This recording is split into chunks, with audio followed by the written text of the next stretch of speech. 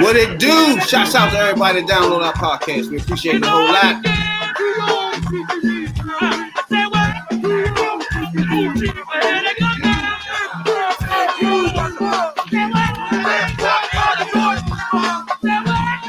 Yeah, from Canada to Australia, Tennessee to Pennsylvania.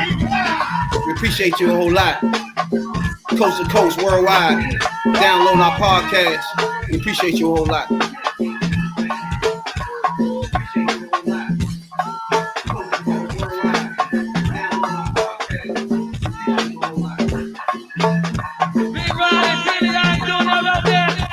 You know. You need some more love out there. Well, yeah, you better recognize. Realize. All hands on what? DC, Southeast, Northeast. Better recognize. New York. What?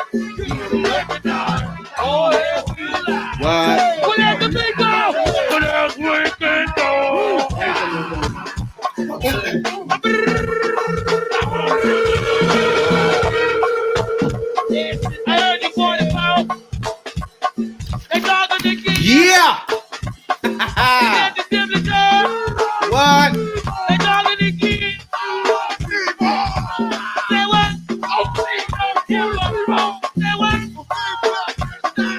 Yeah. We live. You know? Lies. Oh. You better recognize. Realize. You better recognize. You don't know nothing about that, real. Every time, I just know you don't know about it. You know what I'm saying? Now that time I know. Every time you ain't know. You know what I'm saying? It is I. You tuned in to the #1 podcast in the DMV.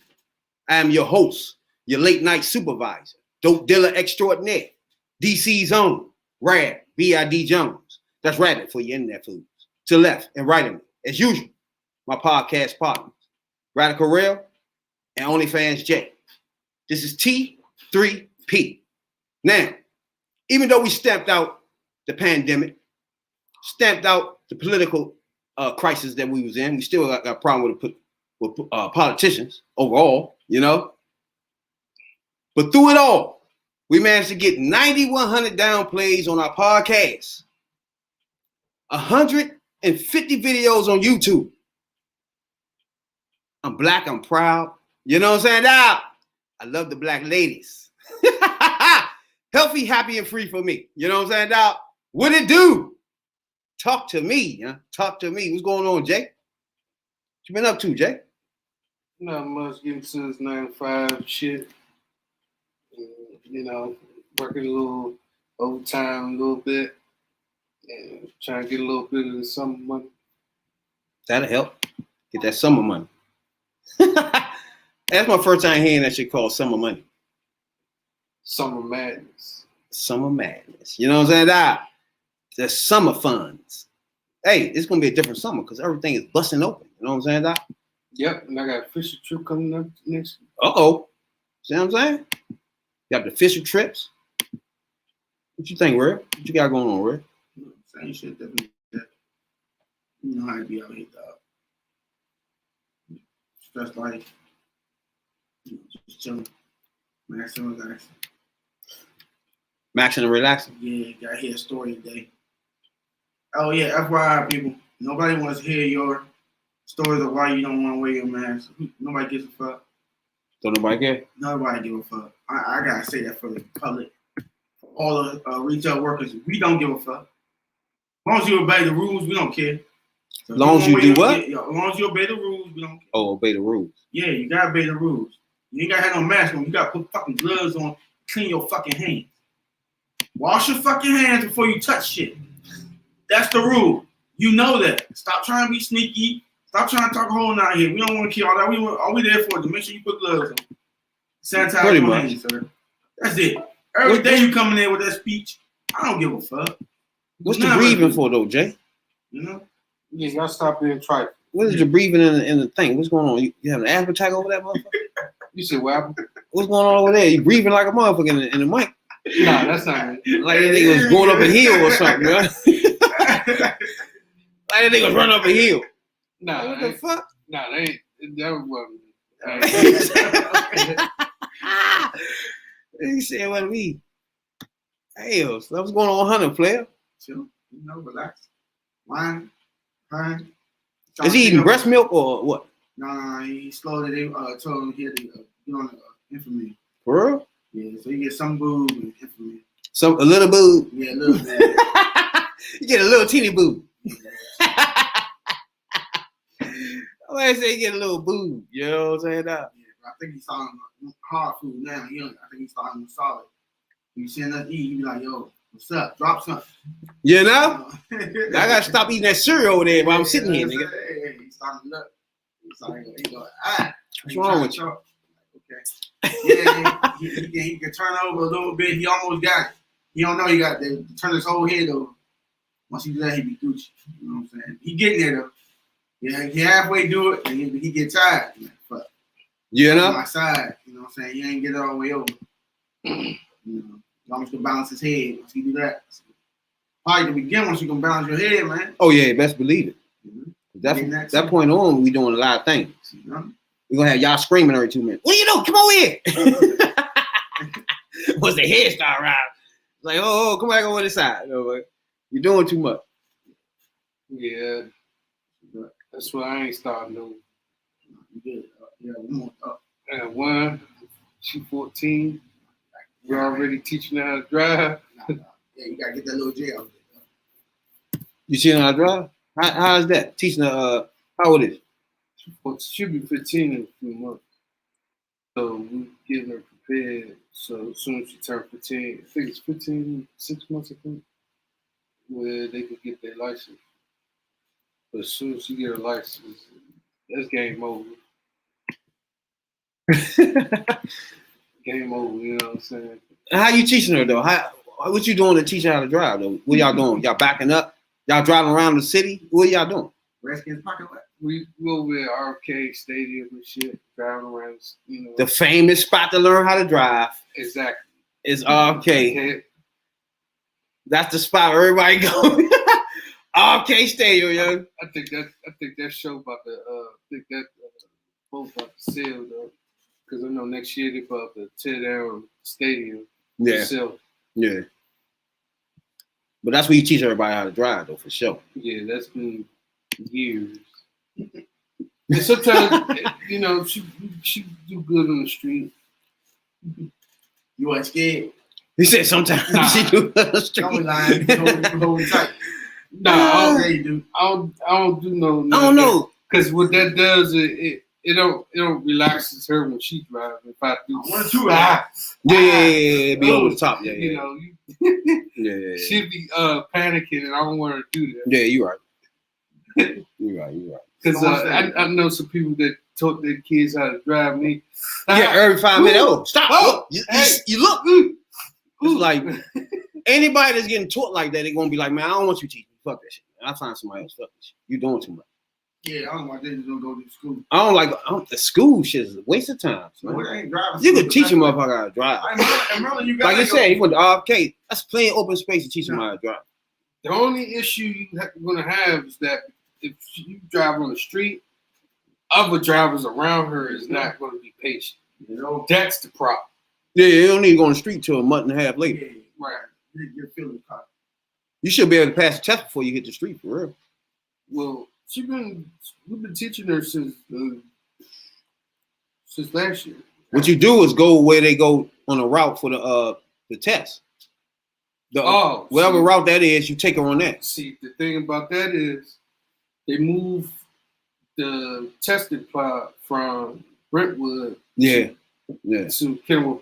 They still gonna drive around that motherfucker. They ain't going nowhere. But going around Kenilworth Avenue is a little. That'd be busy as shit. It's busy as shit. You go around. A motherfucker getting their license off around there is tough, Slim. It's busy as fuck. Once you pull out of that joint, that little lot, it's all she For real. That's that service road. And we talking about the service road. We ain't talking about the highway. That's why most people fail as they coming out. Right. Because there's so much going on. Yeah. It's all she wrote once you get out that joint. You in the ocean for real. Slim. So like with Brentwood was, all right, you go around the circle, but at first it wasn't a circle. You go around, it's like 2 blocks you come around and come back around. The block and come back around. But remember, the circle wasn't there at first. It was just a straight shot. Yeah. They put that circle. And you turn back around, yeah. I had fucked up my first joint. He ain't failed me, though. I had went past that joint where you let people walk past and shit. I just rolled right past the joint, right? He's like, hey, you ain't see the walking joint? I was like, oh, shit, nah. He's like, okay, that's some points, though. I'm like, oh, shit. I passed that joint, though. I didn't even see. I knew you. It was walking, but I didn't think it was for me. You know what I'm saying? Like, it's no school or nothing right now. You know what I'm saying? That's what I was thinking. The jump, the flash yellow. It's a little joint with you walk past and shit, but it's only for when school and shit. That's what I was thinking. I didn't know you had to stop regardless. You know what I'm saying? I just kept on going. He's like, oh, you ain't see that walking past thing? I ain't gonna argue with him and shit like that. I ain't know you supposed to stop none of that shit. You know what I'm saying? I was like, oh yeah, I missed that, dog. You know what I'm saying? But now you come out that Kenilworth jump and you come out that service road. Yeah. That shit's busy as a motherfucker. Then you gotta come around, you go to the light. Hell yeah. Then you come around, that's busy in traffic. You come around back down Kenilworth, go to the other light. Hell yeah. Right there with over the top. Yeah. That shit is slap. Like for somebody just learning how to drive, that's crazy. Yeah. And they might ask you to go virgin fucking highway. They're gonna tell you turn then hit the light, go over there or some shit. Yeah. You gotta know if that's a wrong. You supposed to tell him, oh no, I ain't supposed to do that or something. You know what I'm saying? He'll tell you do some wrong shit too. Yeah. You know what I'm saying? He'd be like, oh, to throw you off. Yeah, make that left. And the whole time there's no left on this turn and shit. You know what I'm saying? You gotta pay attention to that too. Other than that, it's easy shit. If you done been driving for a minute, that little ride around the corner is easy, except for the traffic. If you can get an early joint, it's still gonna be a little fucked up.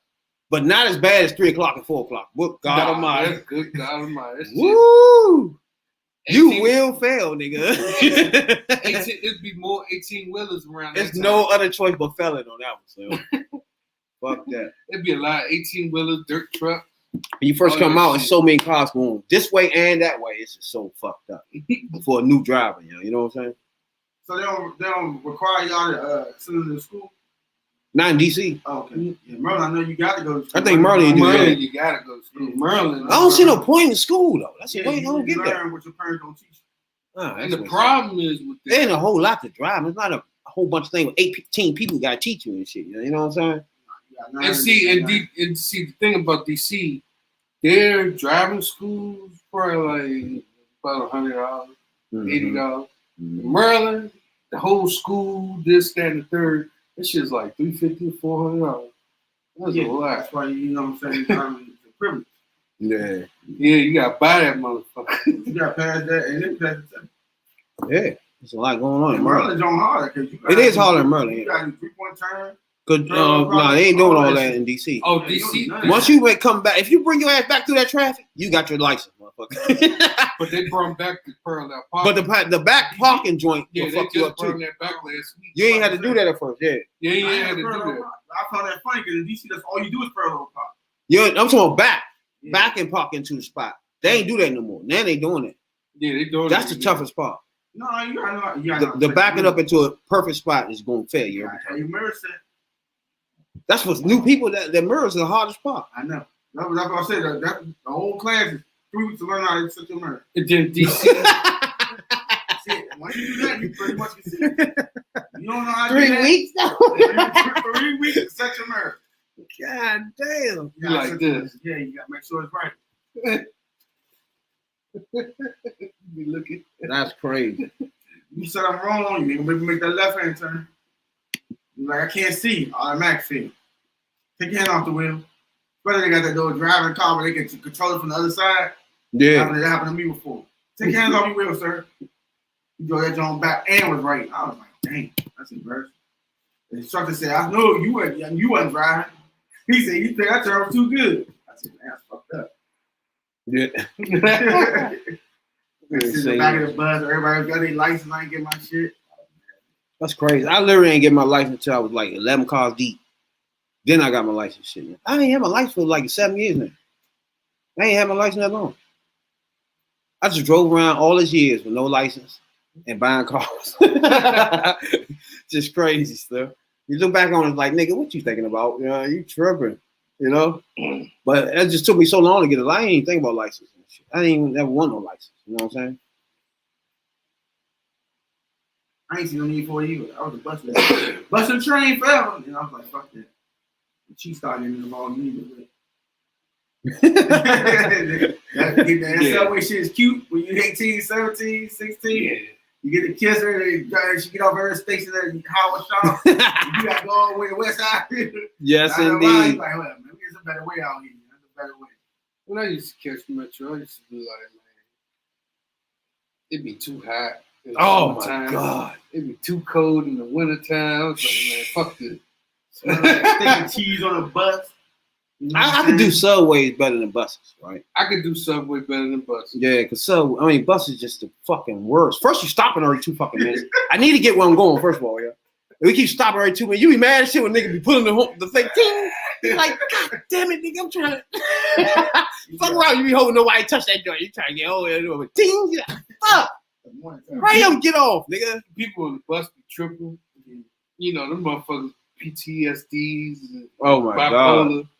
The very last time I hopped on the bus, the dude was in the back of the bus, and he literally, like, he's crazy. I don't know what was something wrong. I don't know what's wrong, but he literally took a shit on himself, sat in the shit in the back of the bus, had the whole bus boofing like a motherfucker. Oh yeah, that's all off the break. And if you don't know what bus, and if I'm, it's only a few. It's crazy bus line, but you want to guess what this bus line was? I want to go to A bus. I'm just going to go to A, all the way to an X, and maybe a B. What? It was the X bus. Yeah. And they said maybe a B. Oh, that B2 is the worst. The B2 is bad too. Oh my God. All the kids go to the bus, they run through the back. Let's not get on that, you know. The A bus going down Anacostia, that was bad. That's the worst. Man. Oh my God, yeah, Anacostia is the worst. The B bus and that motherfucking A bus. And the 92, the 90s. Yeah, the 90s sometimes too. Oh man. Oh my, anything with a 90 in it, you're gonna have issues. Yeah, 96, 92, 90, Oh, 91. Man, yeah, It don't matter. 98, you gonna have some issues. Man, you gonna have some real memories right there. Anything, man. You know, they just fuck the bus driver, cut the bus off, put a little switch outside. The lady was so stressed out. She sat there. She knew how to cut it back on. She didn't even do it. She called us. That's crazy. She said, "Fuck it, y'all go." Yeah, because she was around as a cop. She was going past conductors. The little kids running the bus, and they took the little switch on the outside of the joint, and all the power cut off. She's sitting there watching them do it. She's so tired. I ain't never seen a bus driver that stressed out. That's crazy. Shout out to the bus drivers and train buses. Yeah. I can't see how y'all fucking do it, yo. Especially the Southeast line. Ooh, wee. Like a couple years ago, I remember the girl threw piss at the damn bus driver on the X2 bus. Hey, y'all remember that? Hey, y'all ain't see my man smack the shit out of that bitch that was fucking with him, the driver. He gave him the cop backers. Fuck wrong with you, yo. Hey, that comes from stressing the drivers out. You can't do that. You know what I'm saying? Yeah, that's come on that's now. Boy angry. Yeah. You gotta let them drive at least. You gotta let them drive. But I used to hate when it be so packed that you in front now, and then you beside the driver and shit. Like, what the He ain't fuck? gonna let you on, but you like, damn, Yeah, then you standing beside this nigga. Like, oh my God. Yeah. Hey, this line right here, you ain't supposed to be behind this line. Man, we step on brakes or anything, I'm going through the windshield. You know what I'm saying? Oh, he used to say, like, always to the back, always to the back. I'm like, oh, yeah, trust and believe. Right here, man. Niggas and then motherfuckers used to go in there, you know, everybody don't, you know, properly do their own thing, you know what I'm saying? Everybody not sure. They be boofing. I'm like, God damn. They said they be boofing. They be holding on to the rail, their underarms rubbing up against your face and shit. You're like, oh, Not good at all. Fuck no. Not good at all. Hey, then when you in the seat, you gotta get out in the whole crowd in the hallway. I'm like, Oh you yeah. gotta get off this motherfucker, yeah. It just be it be fucking. So like, if you gotta get off the bus and get back. Everybody ride a bus every day thinking, I gotta give me a car. I just gotta give me anything. Only a bucket. Well, fuck, man. I can't take this. No way. But Subway, if niggas just gotta get on Subway, go to work, they cool, yo. Nah, They not tripping off. The Subway ain't that bad. But then now, you know, you got the scooters and shit too. So It be cool as shit on that joint. let's say, for instance, you hop on the train, get off, and you just say, fuck it, I'm gonna ride. You said it's cool. It be cool as shit. Rush hour? It be cold as shit, and you ain't hot in no Subway, though. Like on the bus when you sweating bullets and shit. Oh yeah, unless you get a car. You feel good in the Subway. You good. You get that car that's empty. You want to buy it's empty. And there's no air. Oh yeah. Yeah. Hey, soon as you get in that joint, oh fuck, the door closes and shit. You're like, oh fuck, sweating like a motherfucker. Like fuck. As soon as you get to the next stop, you run through the next one. You try to hurry up, get to the next one. There's a big ass line, and then you're in the back of that bitch. You either do it that way or go through the train. Then the motherfucking door about closed on your ass and shit. Like fuck, it's hot as shit in those joints when ain't no air. Trust and believe. He's like, why is no empty air gone back? It be too late by the time you get on that Like bitch. 5 people sitting there. It be heated like shit, yeah. Fuck that. You Them days when you was going to school, man. Those Those were were days, man. But the trains that used to run by my school always fucking got into an accident. That ain't good. It was the red line. Going towards Town. They always have an accident right there at DuPont Circle. Motherfucking Metro Center. Every We're time. offloading. Oh yeah. We're gonna send you this train. You gotta go back to Metro Center, loop around, go through here to get to that station. Like I'm good. You know? You even had to do that, you know, hop on the train or both. Get your $20 for them little fit cards, student fit cards and shit. Yeah. I lost my shit. I was sick, man. I just got them on the loss. I was sick, man. I worked for the government back then. It was the fair subsidy jump. They gave you a little sleeve. I don't know Jones. I was like, somebody made their day that day, man. Yeah, your little sleeve. Yeah, they gave me a little sleeve of them Jones, man. It was like 8 of them in there. Each one was like $35, man. Oh yeah, so you get back and forth. Yeah, Yeah, get back and forth. It was Them the school. motherfuckers called. Yeah. No, the school provided them.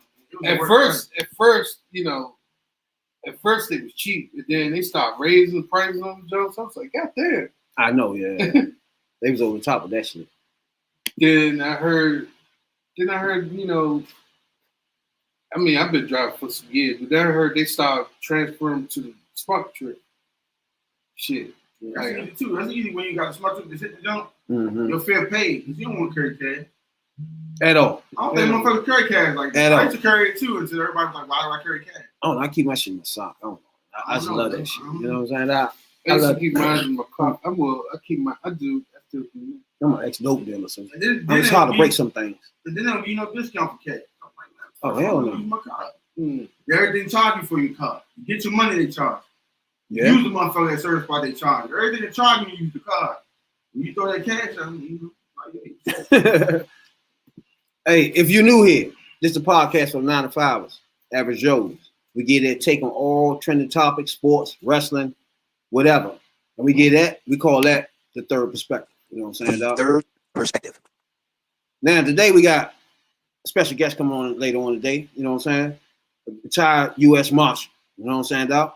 So, me and Rel, we having a lot of debates on certain topics and shit in the black community. You know what I'm saying? Guns, police brutality, and the system itself. You know what I'm saying? And government brutality. You know? But brutalizing the citizens. yeah, that happens on a regular. But me personally, like for example, like the war on drugs itself, I was in that war. You know what I'm saying? It's like when you call it a war, it was a war. You know what I'm saying? Because it was us against them. You know what I'm saying? So when they named it war, it was a good word for that shit, to be honest with you. Because it's literally us against them. You know what I'm saying? Basically like, if we catch you with this shit, you going down for good. But like, And then we find out you got some dead bodies or, whatever on the side. We're gonna add that on to your shit too. damn sure gonna take all that. You're gonna eat it all. You know what I'm saying? But yeah, but like I was in a war on drugs, you know what I'm saying? You know what I'm saying? At the peak of it, you know. And to get in that war and get out of it, you know what I'm saying, is a hard thing to do, you know. So I would love to hear the perspective of a police officer at the time that I was in the war on drugs and they was in the war on drugs and their perspective compared to what I was looking at. You know what I'm saying? So to me, I think that's a good guest to have on here, you know what I'm saying? So that the audience can see it from the view of somebody that was actually in the street selling drugs and then somebody that was actually trying to lock these people up. You feel me? That's a different dynamic, you know what I'm saying? So, and then on top of that, Matthew Fall, he's an ex-U.S. Marshal, first, foremost. Whistleblower that put his whole career and everything on the line to let everybody know about the biggest and races that we all knew about. You know what I'm saying? As far as black people is concerned, the black culture know it, all these years when we telling y'all that the police is doing this and that and this and that, we going through this and that. People didn't really believe us. You know what I'm saying? The only thing about these times now, not only people believe what we're saying, is evidence. You know what I'm saying? That we were going through something that would never be, it would never happen again. Like I always say, I'm a dying breed. Like I sold dope in the middle of the peak of everything in the war on drugs. This will never happen again. It's like it's not many of us walking around. You know what I'm saying? I ate 3 bullets. You know what I'm saying? I went to jail for a little hot second. You know what I'm saying? So I made it out of the other side. You know what I'm saying? Without staying in jail forever or dying. You know, I just got scathed on those 2 things. You know what I'm saying? Ate 3 bullets though. That's not a little scathing. Like, ate 3 hot joints though. You know what I'm saying, dog? But other than that, I got out of it though. I made it out of it on the other end. Whereas a lot of black people ain't making it on the other end of that. Either they was murdered or they went to jail. You know what I'm saying? So during that time, I just want when he come on that I just wanted the perspective of a police officer that was chasing us. You know what I'm saying? I just want to see how they were thinking at the time when I was running. You know what I'm saying? Now, you know? And on top of that, he was more of a whistleblower and he went to Congress and spilled the beans on all these white boys in there that's in there using the police force as their weapon of bigotry. Put it like that. You know what I'm saying? I mean, he don't say it like this, just how I'm saying. You know what I'm saying? They bigots, they become police officers and all these other type of Judges, lawyers. The good old boy gang. You know what I'm saying? They become that. But one thing they ain't left behind once they become those things are bigots and racists, which is one thing we learned with the Orange Demon, who pulled the scab off all of them. You know what I'm saying? And we recognize there's some in the police force, there's some in the government. We don't found all of them there. You know what I'm saying? Even when you get them to run in the Capitol, we had police officers that would turn their eye, turn their head, letting it happen. Because they were bigots and racists, and they agreed with the whole premise of the thing. Even though they was police officers. You see what I'm saying? So, to me, a police officer can use the fact that they're a police officer, but they're coming into being a police officer a bigot and a racist. What you think, Jay? They come, in my thoughts of this, they become police officers just to police skin of color. Just to keep you suppressed and keep you, and they still believe that things that happened back, not even segregated times, they should believe that we should be working still free labor, still working for free. We shouldn't be owning them. We should be down in the bottom of the barrel and not prior to education. We shouldn't be educated. We shouldn't be owning businesses. We should be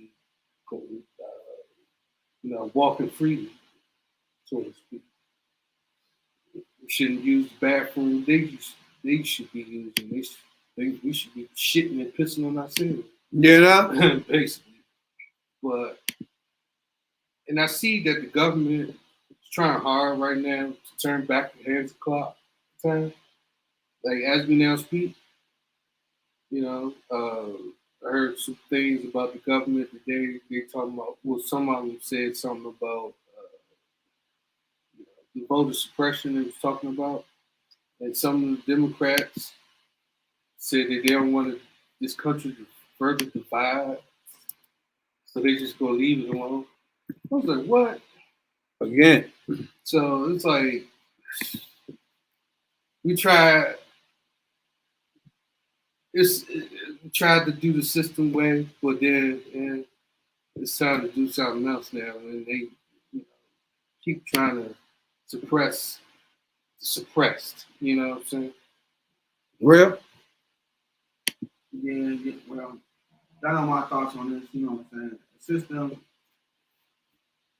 that's made to oppress people. But I think most cops don't sign up to be that. I think they just innately taught that from what they see. So yeah, you're a cop, but you. So if I'm Jarrell, then I'm gonna be Jarrell in a cop uniform.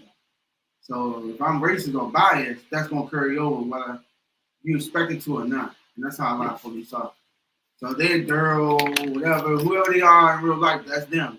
And they put the uniform on, that just gives them power to make greater small shit big. Yeah. So they can use discretion on a lot of stuff they don't because they know they backed by the blue. Now, when you say backed by the blue, what you saying? They backed by the most powerful union I've ever seen. So this is like when you say backed by the blue, is just all police officers together type thing? What you saying? They're always back. Now, even though you don't see it as predominantly and Hispanic, Asian, all that, they're back too, just not as. No, they're back too. They get away with a lot of effed up shit too. It's only a headline with the hey, that the other black cops do dirty shit, will fuck you up to show out. Spanish will too. Oh yeah, they show out for the white cop. Yeah. Black cop showing out for the white cop. No. The point But is, it depends. Like some, like they had some issues with DC police some time ago when they, some of them was found that they was into drugs that my man was selling. You know what I'm saying? I mean, y'all gotta realize at the time, like when I was trying to tell the world in the 90s, like 90, it was 500 murders in DC. That ain't small numbers, man. That's a lot of people getting murdered. In DC is not a huge ass motherfucking city. So the average like 300 people dying of straight murders every year, that wasn't nothing to sneeze at, right? So that's why me and Rail argue at. I feel like it was something had to be done about that, right? Even though I was selling dope at the time.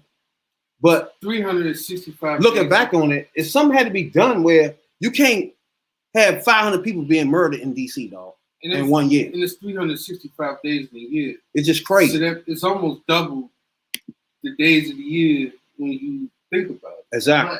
But my point, and I tell rappers all the time, why force it where it's already here? Why not force it from getting here?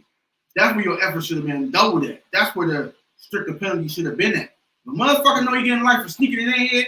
I bet you think twice about sneaking it in here. And also, like you said, the law enforcement helping them sneak it in here. But you coming down harshly for TV purposes on the communities that is in don't make sense. Am I Yeah, on? murder, but also murders when it's getting here. They fighting at the border as well, chopping niggas' heads off to make sure it get over here.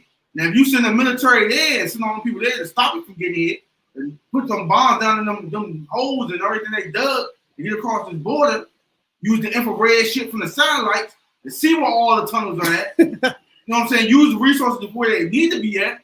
And how you gonna sell something if you ain't got nothing? That's my point was. I'm just saying, yeah, it's good you crack down on the hood niggas and the Spanish people, the gangs and all that. Yeah, you cracked on them. You gave them mandatory sentences, you did all that. But you didn't stop the supply from coming in. Right. So all you gonna do is, nigga, ain't no nuts, no glory. You gonna keep trying, you're gonna come up with a different way to sell it.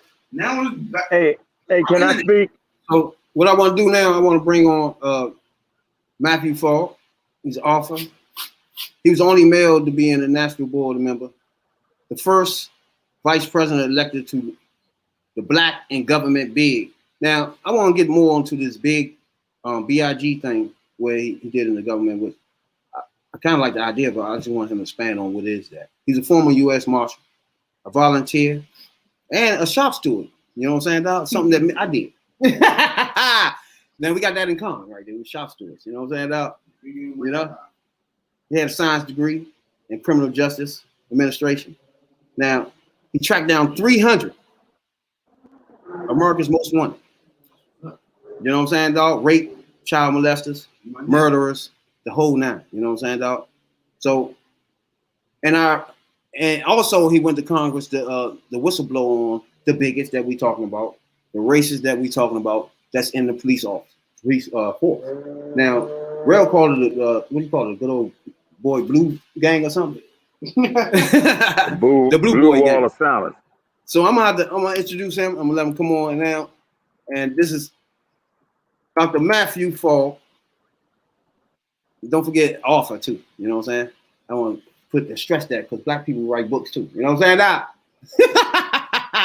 You know? So I'm gonna bring him on real quick. What Yes, it do? indeed. What it do, Mr. Matthews? Yes, sir, brother. Hey, man, thanks for the haircut, brother. Hey, look, you know, I was listening to your show, man, and listening to what people saying. You know, I'm driving, right? When I just stopped, I stopped here at 7-Eleven, man, so I could talk. But, yeah, I did 32 years total in law enforcement, U.S. Department of Justice, U.S. Marshals. And I grew up in Washington, D.C. I got locked up in D.C. I got locked up when I was 18 years old. Falsely charged with robbery. When I realized they made a mistake, they let me go. Came out of college. That ended up affecting I wouldn't have became a U.S. Marshal. I would have became a D.C. Transit Metro Police officer, but it was on my record. I didn't think I had a record. I thought they had fixed it. But all of that's good for the book because everything shows a pattern and a practice as a young Black man, what you go through all the way through the process and even becoming in law enforcement. It might have would have ran me away from law enforcement, but I think it made me go in that direction. I had 3 brothers that served during the Vietnam conflict. One got wounded, went home. One was in the Navy, one was in the Air Force, Army. And then my twin brother was a Maryland State Trooper. So we served this nation. But one of the things that I found out when I got on board, when I started seeing the racial disparities of how they were treating African Americans, I had to step up and say something. Now, I was one of those that was what they considered most likely to succeed. I was one that, you know, a lot of people say, hey, Fogg, you know, you coming on board 1978, man. So y'all can tell me I go way back. I had a 4-year degree back then. And I came on, man. And let me tell you something, I was in the heart of the war on drugs. Grateful Edmonds, all that stuff, man. Manuel Noriega, you know, you just name it, man. All of the war on drugs and the killing. But I began to realize it was by design, especially in our urban cities. And especially once Maxine Waters, at that time back when she was chief of the Congressional Black Caucus, they found out how the CIA and American government was bringing in the drugs and guns into our urban cities because they wanted to have this war on drugs and wanted it to be an urban thing. You see, they had treated it like... Before we go any further, right? Yeah. I just want people to understand who you are and what you've been through, you know? So I want to start with how you started off being a police officer. What made you be a police officer from the beginning? Well, like I said, what happened once I got locked up and I went through that process and then I went to college. I ended up getting a degree in criminal justice administration. I was studying engineering, but man, coming out of D.C., trying to deal with engineering and competing white kids in Marshall University in West Virginia, I just couldn't, man. So I ended up getting my degree in criminal justice administration. I came out, I started applying for jobs in my field. That's when I applied for the Metro Transit police officer job, but they turned me down because they said I had an arrest record. I got that record expunged, got everything cleared out, and then I was able to apply for U.S. Marshals. Now, I wasn't even hired there. They were told that, hey, you got to got a degree. But it just happened to be a black man who was a deputy chief in the organization. And he heard about me and said, wow, man, I can't believe they turned you down. All the white guys they bring in here and don't have degrees or whatever. So he made certain that my application got pushed through, and that's how I ended up becoming a marshal in 1978. So you've been a marshal since 1978. That's right. Now, I want to ask you, when you first come in 1978, though, things were a little different, right? Well, say it again. Before crack cocaine and everything hit the street. Right, that was right before it hit the street. Matter of fact, I was one of. I don't know if you remember Len Bias, but the case of where he was the Boston Celtics star. First of all, let me explain to everybody who Len Bias is first. Len Bias is one of the greatest college basketball players who ever played in D.C. He was rivaled up to Michael Jordan. You know what I'm saying? He was supposed to be just as good as Michael Jordan at the time. And he passed away over overdose of cocaine. Now, we don't know if it was crack or pure coke. What was that, Matthew? That was coke. What happened, they blew his heart up because he'd been using the old stuff, and then they gave him this new stuff. He got some money, man. They loaded him up, and it was just too much for him. It took his heart out. Now, he was one of the most famous basketball players ever played in D.C. Right, at Northern University. And and the guy that what was the guy's name? Because I locked up the guy that gave him the dope. I can't even think of his name right now. But we had a big sting operation. I got him. But the reality of it was, man, once I got into this field here, I saw two things. Not only did I see racism on the inside of the U.S. Marshals and how we were operating, who got promoted, and all, I saw how we were doing our goods and services on the street. I saw the racial disparate impact on blacks. You can go in the white neighborhood to police the same way you could in black neighborhoods. Let me stop you right there. So now, right now, you talking in the 90s when crack, cocaine, and everything. And the other side of that, I was in the streets selling it.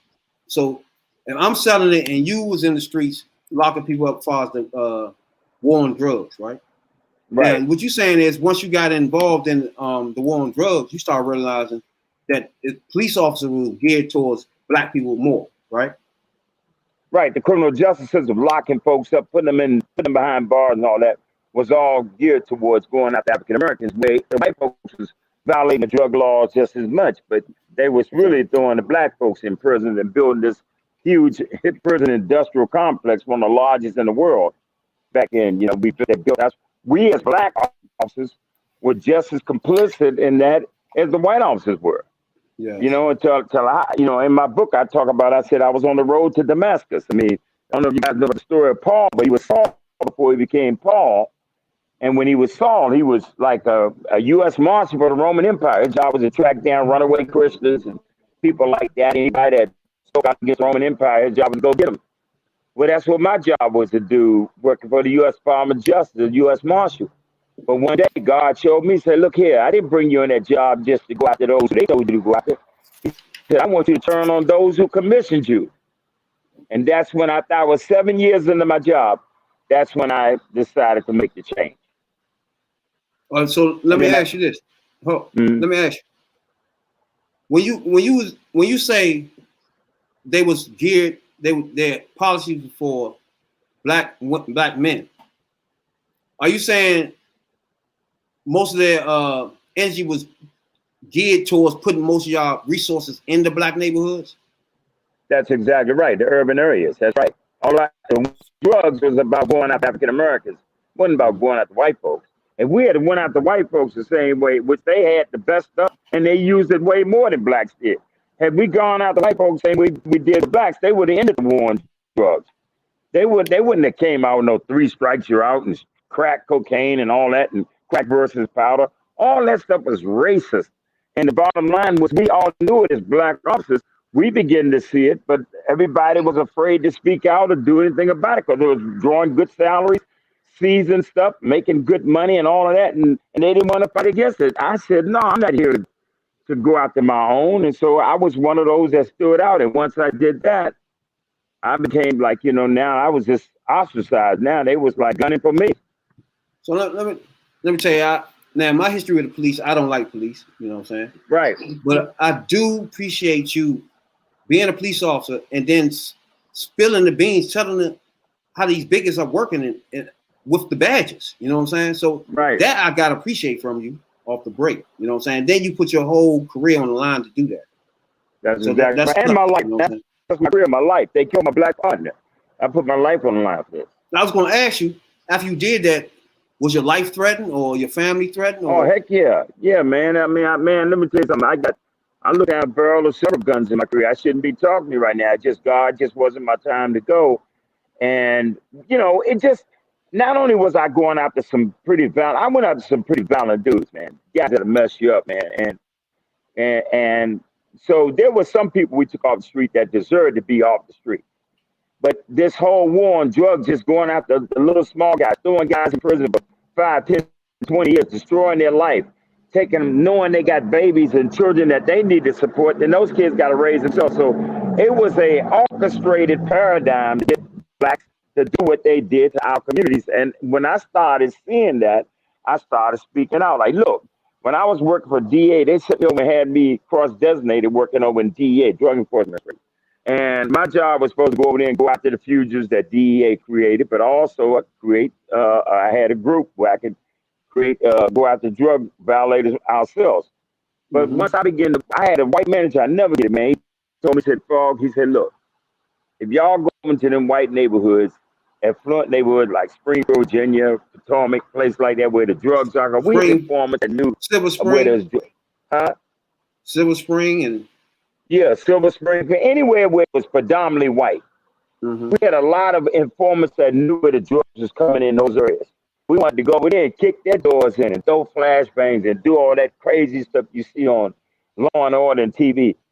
But the white manager told me, he said, FOGG, if y'all go over there and start doing that, he said, those people know judges, they know lawyers, they know politicians. He said, what's going to happen? We're going to get a phone call. They're going to shut our operation down. There goes your overtime. He said, man, let's just go to the weakest link and get our numbers up. So it became a numbers game. Get your numbers up, but it became a numbers game against black people. So I told him, I said, look, man, that's called ethnic cleansing. If I can't go after white folks for violating the CSA, the Controlled Substances Act, and I can go after black folks, I said, then we violating their civil rights. I said, I'm breaking the law to enforce the law. Exactly. And, so I mean, for them, I was bringing the real truth. And I just I said, look, let's make this an equal enforcement opportunity operation. If we're going to go, let's go after everybody. Anybody that's breaking the law, let's go after them all. And he said, no, you can't do that, Paul. I said, we do that, that's going to upset the apple cart of those in charge. And then the next thing you know, they're going to start shutting our operations down. I didn't care. Matter of fact, I didn't shut it down. But you see, the rest of the people in the group was going along to get along. That's why in my book, I said bigots with badges. I said, let me get something straight here. I, too, was a bigot with a badge until God turned me around. But then once he showed me the right way, I said, no, I'm changing. Now, a lot of people are not going to give up family and all of that. I mean, I lost everything, man. I mean, my fiance rolled out on me, man. Everything was happening, man. Let's stay right there. Let's stay right there for a minute. So you made the decision to blow the whistle on all the bigots and all the racists that's in your in your department. Now, from that, you lost your friends, you lost your fiance. Yep. What about you pets? You got any pets? The cat thought about leaving too, man. The cat was gonna roll out now? The cat walked through the door, got to roll out on me, man. Come on, we ain't gonna have the cat leave now. The cat walked out to the door, looked all around, man. I'm sitting on my couch, man, tears rolling down my face. Cat said, "Oh, leave your butt too, because you've been a little tired on the food." You know? But he came and hopped up in my lap and looked at me and he said, "God gave me 9 lives. I'm giving 8 of them to you." He said, "Let's do this, man." That's what's up, man. And that's why I appreciate you for putting yourself on the line for that, man. For us black people, I love black people that does stuff like that. I don't like the black people that fake. Right. You know what I'm saying? Everybody that know this podcast, I point out black people that fake do stuff. But for somebody to be in the police force to stop, put their career on the line and say, "No, y'all doing some bigotry and racist stuff here." That's right. And I gotta tell people about this. Put your career on the line, your family, everything, man. I just gotta get big ups to you on that. You know what I'm saying? That's right. That's some serious shit you did it. Right. So once I made that decision, and then everything started falling out. I'll say this: even though I was going through that process, I felt good about it, man. I really did because I felt like I was now really making an impact, and I was. And bigots with badges is an interesting thing because it seemed like every time these folks would try to do something to put me down, God would raise me up, and that's when I really began to see that God had put me here for a purpose and a reason. And the biggest with badges, I never did. The New York Post was doing a story on us, me and my black partner. He ended up getting killed, and a white guy, three of us. And that's it. Yeah, bigots with badges. And I said, let me tell you. And they told us, we were thinking that they're going to do the story. It's going to be on like the 50th page. We were just happy to get some publicity or something out of it. But man, that I never get it. That Saturday night, the editor of the newspaper called me and said, "Hey, FOGG, the story's coming out tomorrow," meaning Sunday morning. That was in 1997. He said, "Put your head down, incoming." He said, "Incoming," like you're in the Vietnam War, like bombs coming. I said, "What does that mean?" He would not tell me. The next morning, the white dude, he up in New York, he out jogging. My partner, Steve Zanwick. Zanwick jogging, man. He runs across the newsstand. He calls me up, man. He's all out of breath. He's scared. Oh my God, FOGG. He said, "Man, bigots, I can't believe this." And I'm thinking, man, that somebody that jumped on him and beat him down, and he can't think. And you know what I'm telling him on the phone? I'm yelling, "Pull your gun out and shoot them." Because I'm thinking somebody's jumping on him. The way you had to hear the way this dude sounded. He was oh my God, I can't believe it. And then he said, "Bigots with badges, bigots with badges, FOGG, it's all over the front page." And man, I started praising God right then. I said, "Lord, you said you're going to raise me up no matter what they do. And that's what you're doing." And let me tell you something, for them to put bigots with badges, and let me tell you something, we U.S. Marshals, we fall under the United States Department of Justice. So for them to take on the U.S. Department of Justice and say U.S. Marshals and say blatant racism, bigots with badges, man, that had to be nothing but God. Because that was on New York. That paper went on New York, man. So now it's a big, huge thing. Yeah, now Maxine, they're going to have hearings on Capitol Hill. Oh, it turned about a real big, huge thing then. Now, let me ask you, once this paper came out right here, I know your life changed completely. I didn't understand you. Once they came out with this cover right here, this paper, I know your life changed completely. Right. Now, after this came out, did you get threats or you? Oh man, whoo! But you know the good part about it was now it's widespread, and see the article did a lot of in-depth research on the racism and the Mars service and all the bigots. You gotta go to my website, bigotswithbadges.com, and read the actual newspaper. That's bigotswithbadges.com for anybody watching right now. Bigotswithbadges.com. Bigotswithbadges.com, yeah. And it's got all of my information, my videos, everything. And you'll learn a lot about us on that. Mr. FOGG. The reality of it, I'm one of my podcast partners, Jay, want to talk to you, want to ask you a question. Okay, go ahead. Did this go beyond his voice, I can hardly hear him. Did this go beyond the king? He got to talk louder. I can hardly hear him. Did this go beyond the marshal badges? Because around maybe that less than 10-year period, remember the Central Park 5 at that time, 89, 88, 89. Did it turn some type of attention to that too? He want to know, is it more than just the marshals? Did it go deeper, like the Central Park 5? Of course. It's all in law enforcement. It's all over. Look, racism in law enforcement is one of the last vestiges when you're talking about the type of racism that created slavery and everything. Law enforcement was designed, white folks, the reason why they built all these police departments is because they was afraid that black folks who was being set free without no resources, without nothing, just told, "Hey, you're free to go." they knew these people was going to need money and stuff. So a lot of them was afraid that they was going to be coming to take it from them. So Yes. they started building law enforcement departments mainly to keep us away from them and make sure they lock us up and make slaves out of us, even though slavery had been abolished. And Exactly. that's what the criminal justice system was all about. So when black folks got in trouble, you know, you had no integrity, no rights that a white man was bound to respect. It was just simply, if they charged you something, they said you did it. A lot of blacks just had to take the beef, Mhm. you know. And then once you got a record, then you was really jammed because they give you a record, then that record follows you for the rest of life. Yeah, you can't do anything after that. Yeah. Can't do nothing after that. So it was all designed. Everything was designed. See, these young people coming up now, these young blacks, they have no idea. They don't understand. If they understood the system and the history of the system, that's why when you talk about Black Lives Matter, I think that's such an appropriate way of getting the point across because, you know, it just says, really, if you look at our history, black I know. Yeah. lives never matter. They just don't matter. I know. And I that's want to why. ask you about Black Lives Matter, right? Like Right. what you just said. The overall premise of you saying that is powerful, right? But Right. the organization itself, to me, I don't know. To you, have you dealt with Black Lives Matter before? The Yes, organization. I have. Yes, I have. And I've communicated. When I ran for office 4 years ago for Congress here in Prince George's County, and I had on my posters, you know, Black Lives Matter.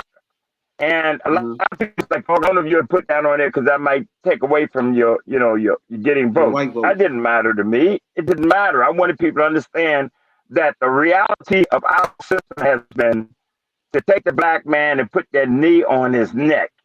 And that's what they did for years. And they created these paradigms where blacks couldn't make it. Then they give you welfare and food stamps. We didn't want that. We had Wall Street and Rosewood. We had when segregation was in full force, we was doing well. And then white folks say, well, they doing so well, we'll find a reason to burn them out. Oh, so you refer to the Black Wall Street? So Yeah, Tulsa, Oklahoma, and Wall Street. And let me tell you, man, there was a lot of black cities that was doing well, doing heavy segregation. And every time blacks started doing really well, they find some reason to go in and jam them up, mess them up, investigate them. J. Edgar Hoover was one of the biggest racists ever, and they came after blacks for, you know, congressmen, and they did everything to come after blacks who was being successful. also, Huh? I want to put out some names for you, right? There's a few things America been going through over the last 10 years. And I want to just throw out a few names, and I want to get your thoughts on that, right? Michael Brown. Right. So what you think about Michael Brown case? The Michael Brown case, I did a lot of commentary on that case. That was one of them cases where, again, the officer had no right to kill him, didn't have to shoot him, but he did. I mean, you know, when you look at these cases and you see pretty much a lot of these cases that I speak on, and let me tell you, I was in the SWAT team. I did a lot of tactical operations. I know weapons. I know how to use them, all that type of stuff. When we should shoot, when we shouldn't shoot. It's a lot of times where African Americans was killed that didn't need to be shot. It just didn't need to be. But once again, and just think about it, when we didn't have video, well, nobody gonna believe you. Yeah, you're right. I mean, just with the advent of the video camera, the game changer, now people are actually seeing this crap. But imagine how much stuff went on that ain't been on the camera. And if you don't, let me tell you something, man, officers planting drugs on my young boys going to college. Man, they throw a nickel bag down on them, a dick bag on them. Man, mess their life up. Mess them totally up, brother. Once you get a charge like that, if you're playing ball, it's over with. All kinds of stuff, man. Oh yeah, for sure. Especially when like you say, if you're going to college, you're doing something else, you playing football or something, they put something on you. That stick with you. Yeah, man. You're done. or a white Yeah. girl, man. You know, they come Oh, along and you do say, hey, something man, white girl, yeah. the parents, this white girl, yeah, man, they go to college, man, go to these colleges. These white girls will jump right on them, be wanting them. But then their parents You're will right. tell them, you better say that boy raped you or whatever. And once they And say you in that, trouble, yeah. For sure. Yeah, to piggyback on what you Oh, said. my man, Red so wants to say something it to was you real just, quick. you I'll had ask you a all question. these barriers in place. Oh, yeah. Mm-hmm. What? Yeah, go ahead. Back to what you just mentioned a few minutes ago. So when you You have see to this, speak for him because I can't hear him. All right, this is right. well, this my whole point was when he saw the things happening. Do you think it was a training issue, or they weren't probably trained, or was it just because they were bigots that they used deadly force? Now, when you was witnessing, you Right. heard him? Yeah, I heard it, man. I always got to laugh at that one. Talk about some training. Look, man, we have the right proper training, okay? I know pain when I feel pain, and I know when I'm giving you pain, okay? Mhm. And so what I'm saying to you is that, in essence, it ain't the training so much, because if you know, we don't do the same thing in white neighborhoods. You better Yeah, not white go into neighborhoods, yeah. neighborhoods and do that same type of stuff that you do in black neighborhoods and shoot somebody. They're gonna nail you to the wall. Okay. Oh, Now, hold on, wait. All right, I want to clarify something here. There you go. It's something that me and Rail be going over Yeah, here, yeah. right? Now, right. with some of these shootings, some of them would be hard for me to get on board with because some of them, these people be running or they jumping in cars, and I don't sign off on that. You know what I'm saying? Like, if you jump in your car, then I can't complain about the cop what he do after this. You know what I'm saying? If you jump in your car, you're running away, or you know what I'm saying, you're pulling out stuff. I mean, or you turn around with your gun, then saying, "Oh, I got my hands up." I mean, once you get shot or something like that, it's hard for me to say, "Okay, this cop was in fault," because that person want to go home too. That's how I look at things. It's like if you Well, ain't, think about it like this. Don't think about it like this. If a dude is running over, now he ain't killed somebody. He ain't done nothing. He's just running from the police. Then you let him run, or you go chase him, try to get him, but you let him get away. You don't need to be shooting the dude for running away. I mean, you can get him later. That's what warrants are for and everything else. The point that I'm saying, and again, I thought he had a gun, or the guy gives up. His hands are down, they shooting you down. yeah, We talking about, like, look, I've had people. If you watch a lot of these videos that you watch the difference in the way cops handle white people and how they handle oh, black. for sure, I mean, they for talk sure. them out of the gun. Put the gun down, please. All crazy stuff. Yeah, they let them talk You know, crazy to them, all yeah, they types of talk stuff. their way out of it. Man, black man, they see the gun, you gonna get blasted. Okay, And that's what I want to and ask so you. Once we get pulled over, and we be like, "All right, what you pulling me over for?" To me, I think right, to them that's disrespectful. that's What you disrespect. think? No, it's not. It shouldn't be. But I'm saying the reality is you should be able to ask the officer, why are you stopping me? But see, Exactly. what happens is when we talk about Black Lives don't matter, we talk about a whole institution. It ain't just the officer. It's those who are going to back that officer. It's going to be the lawyer. It's going to be the judge. It's going to be the prosecutor. Everybody's going to be against you.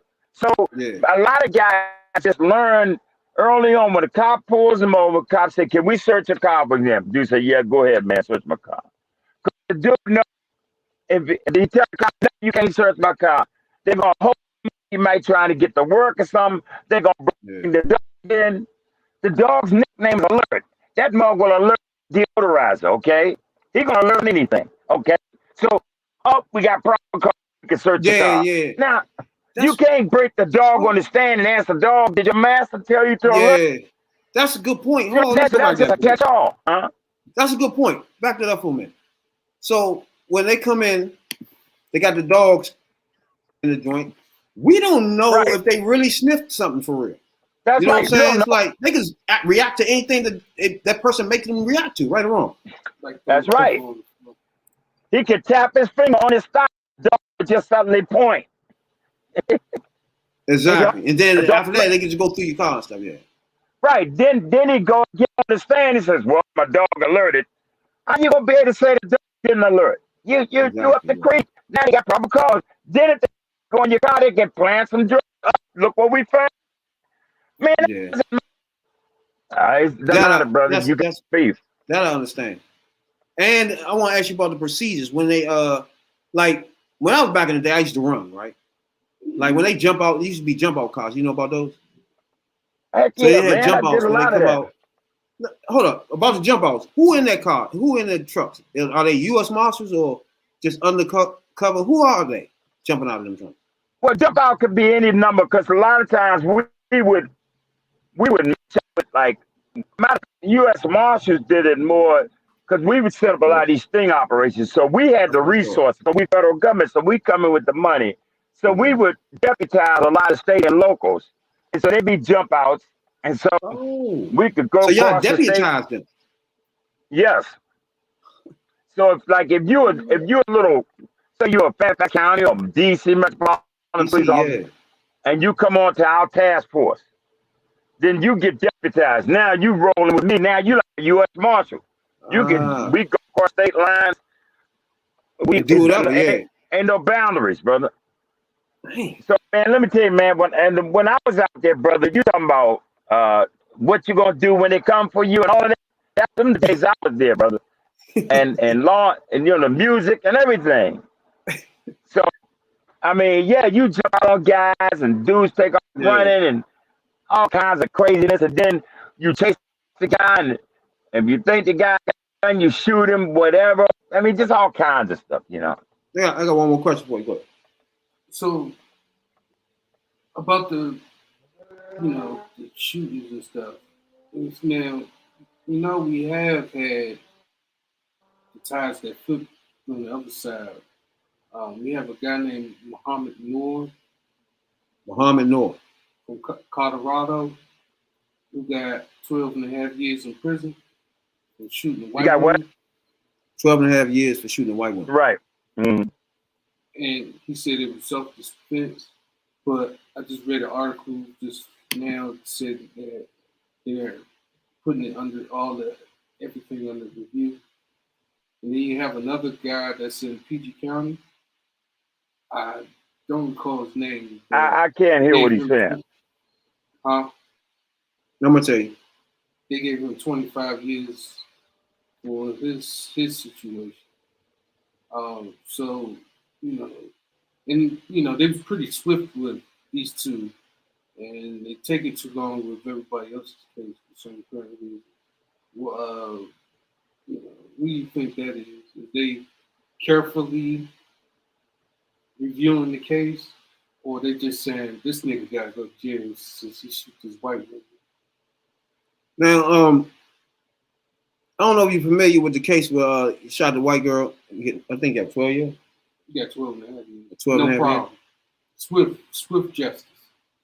Was that in Florida? Colorado. In Colorado. You heard about that case? No, what happened? So what? Somebody shot a white woman? Yeah. A cop did? In Colorado, yeah. Was it a black cop or white cop that shot her? Black cop. I'm sorry, Minneapolis. Minneapolis. All right, let me ask you this then. The mass shootings and stuff, right? Right. Now, I have debate too about guns in the streets and shit. And I got my solution on how to stop that, right?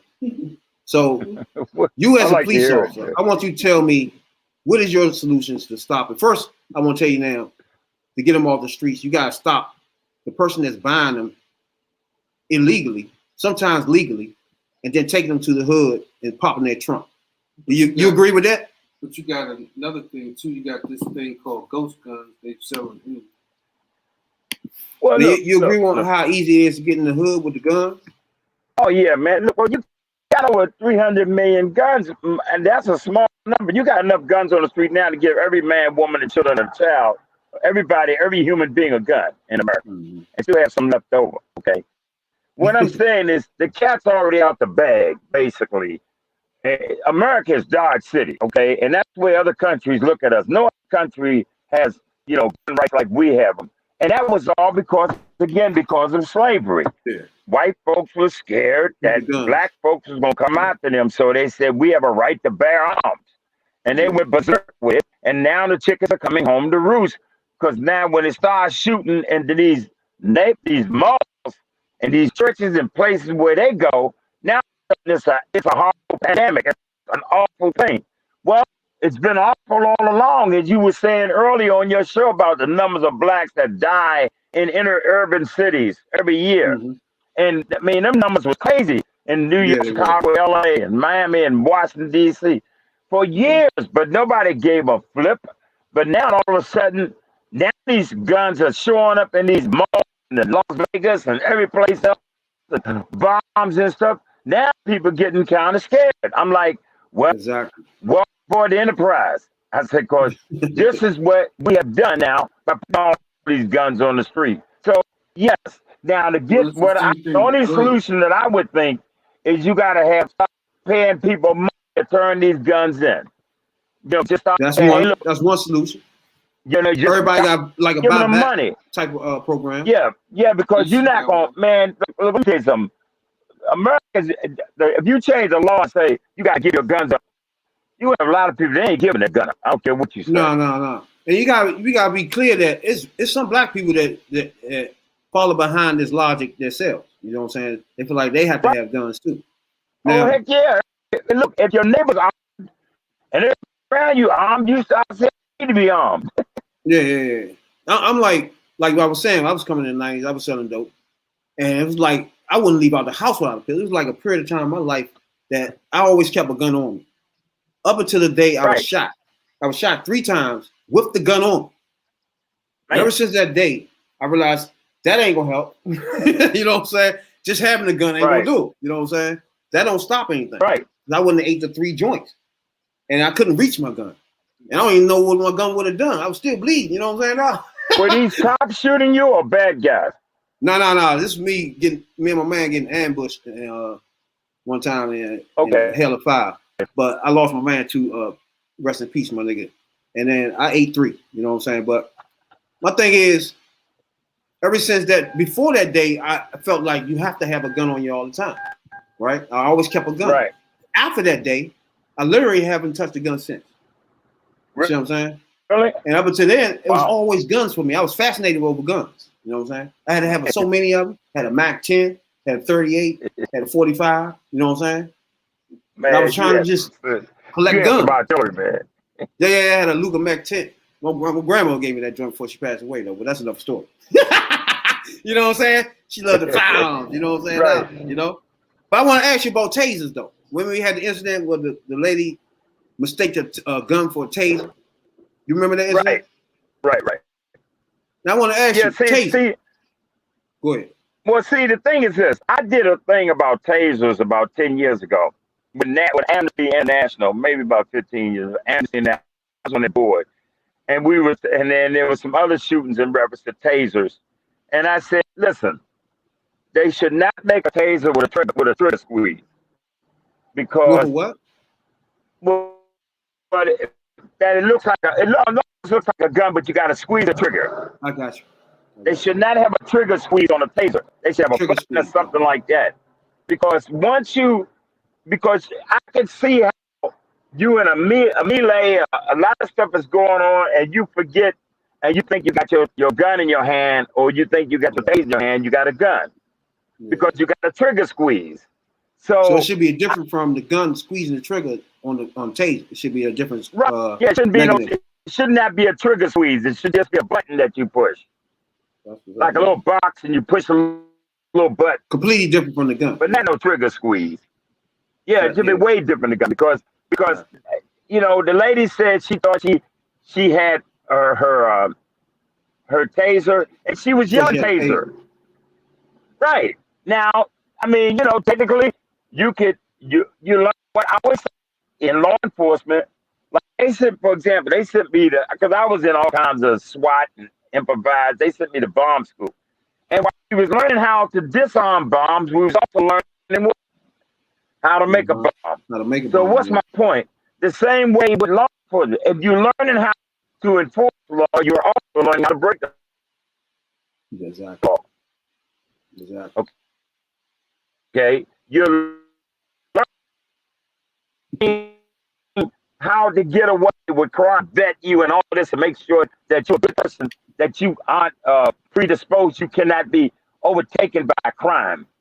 But the reality of it is, a lot of these people on these forces have nefarious ideas and thoughts, and if they don't like you because you're black, and they fool around and shoot you in the wrong way, everybody learns real fast what to say to get out of it.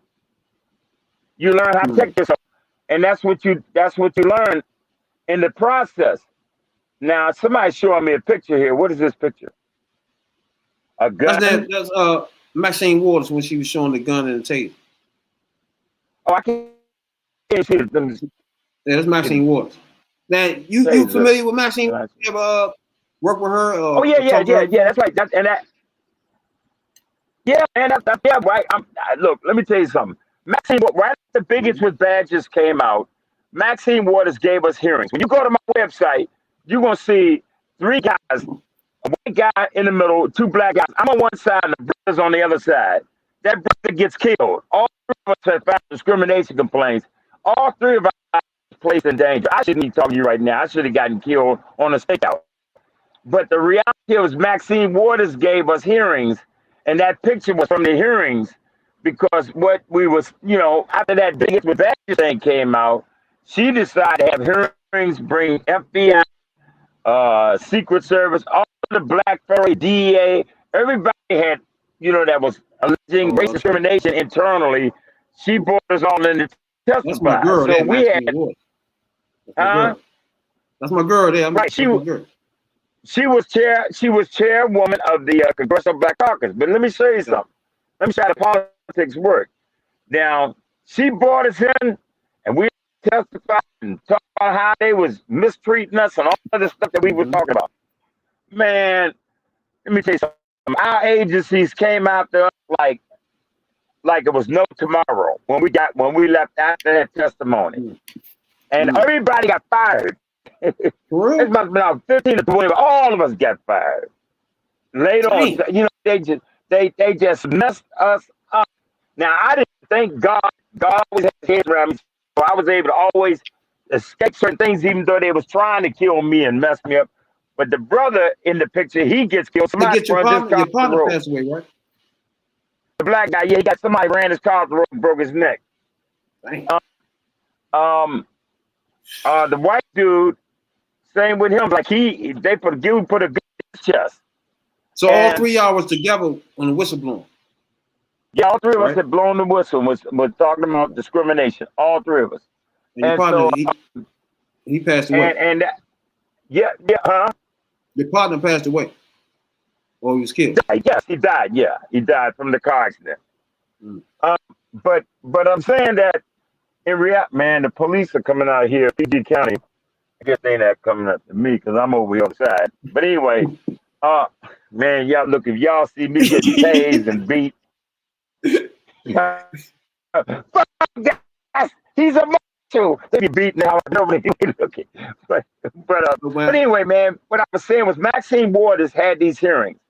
Now, when Maxine Waters found out the drugs was being brought into the urban neighborhoods by the CIA, because line agents was coming forward speaking, guess what? They went after her taxes. Next thing you know, they're investigating her. Man, she shut that action down quick. She shut down after that, man. She shut down because that's what they were doing. And that's how politics work. When you got Republicans running stuff. Yeah, but we don't want to call it politics. What we want to call it, that's how racism in America works.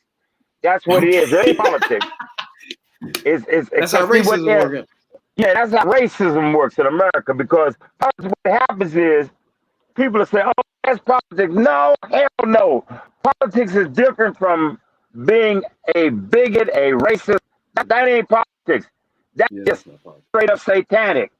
That's stuff that gets people put in the furnace and everything else.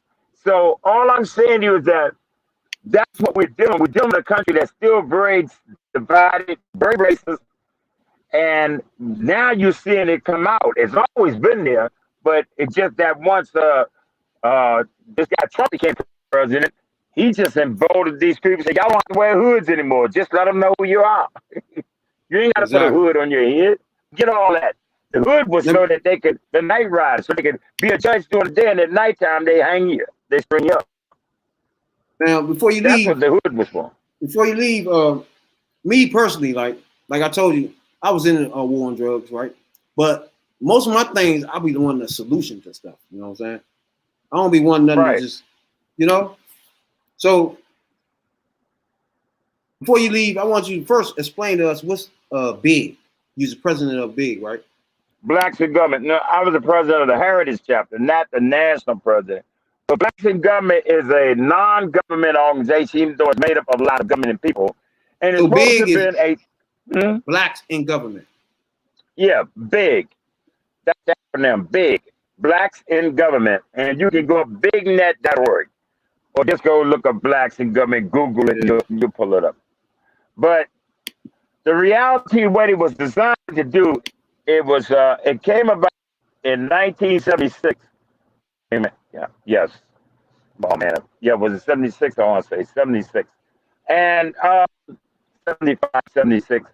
And it was tried to be a watchdog group.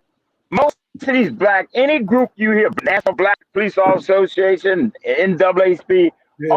Black Organization, Blacks in Government, all these groups were, orchestrated or designed to be watchdog groups to help support blacks against racism in America. That's what they all were formed for. Exactly. But what happens is a lot of them get compromised, and what they was formed for, they always start to go away from it, and they go into something else. So after a while, we start to see all the impact, what we call the racial disparate impact of what racism has done on our black communities. We still see that it is still there. It's still continuous, whether it's in economic, whether it's housing, whether it's, in schooling, wherever it is, it's still impactful on our neighborhoods because our black organizations, whether it's the Congressional Black Caucus, nothing winds up doing what it's supposed to do. We shouldn't be where we are today in the 21st century.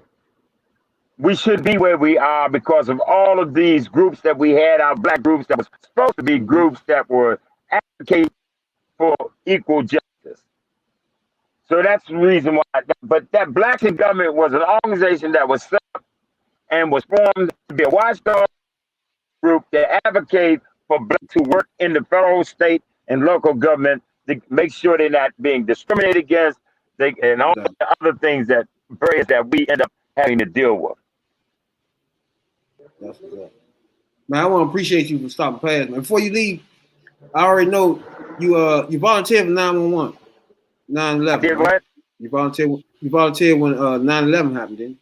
That's right. When the buildings were dropping in New York, I was there. You was in the middle of it, huh?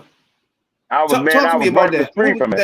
That day, what got you down there to volunteer? And my fiance, we went up there. She was going up to visit her family, and that morning, and it's just amazing thing because remember now I won that lawsuit. Let's see, I already won the lawsuit.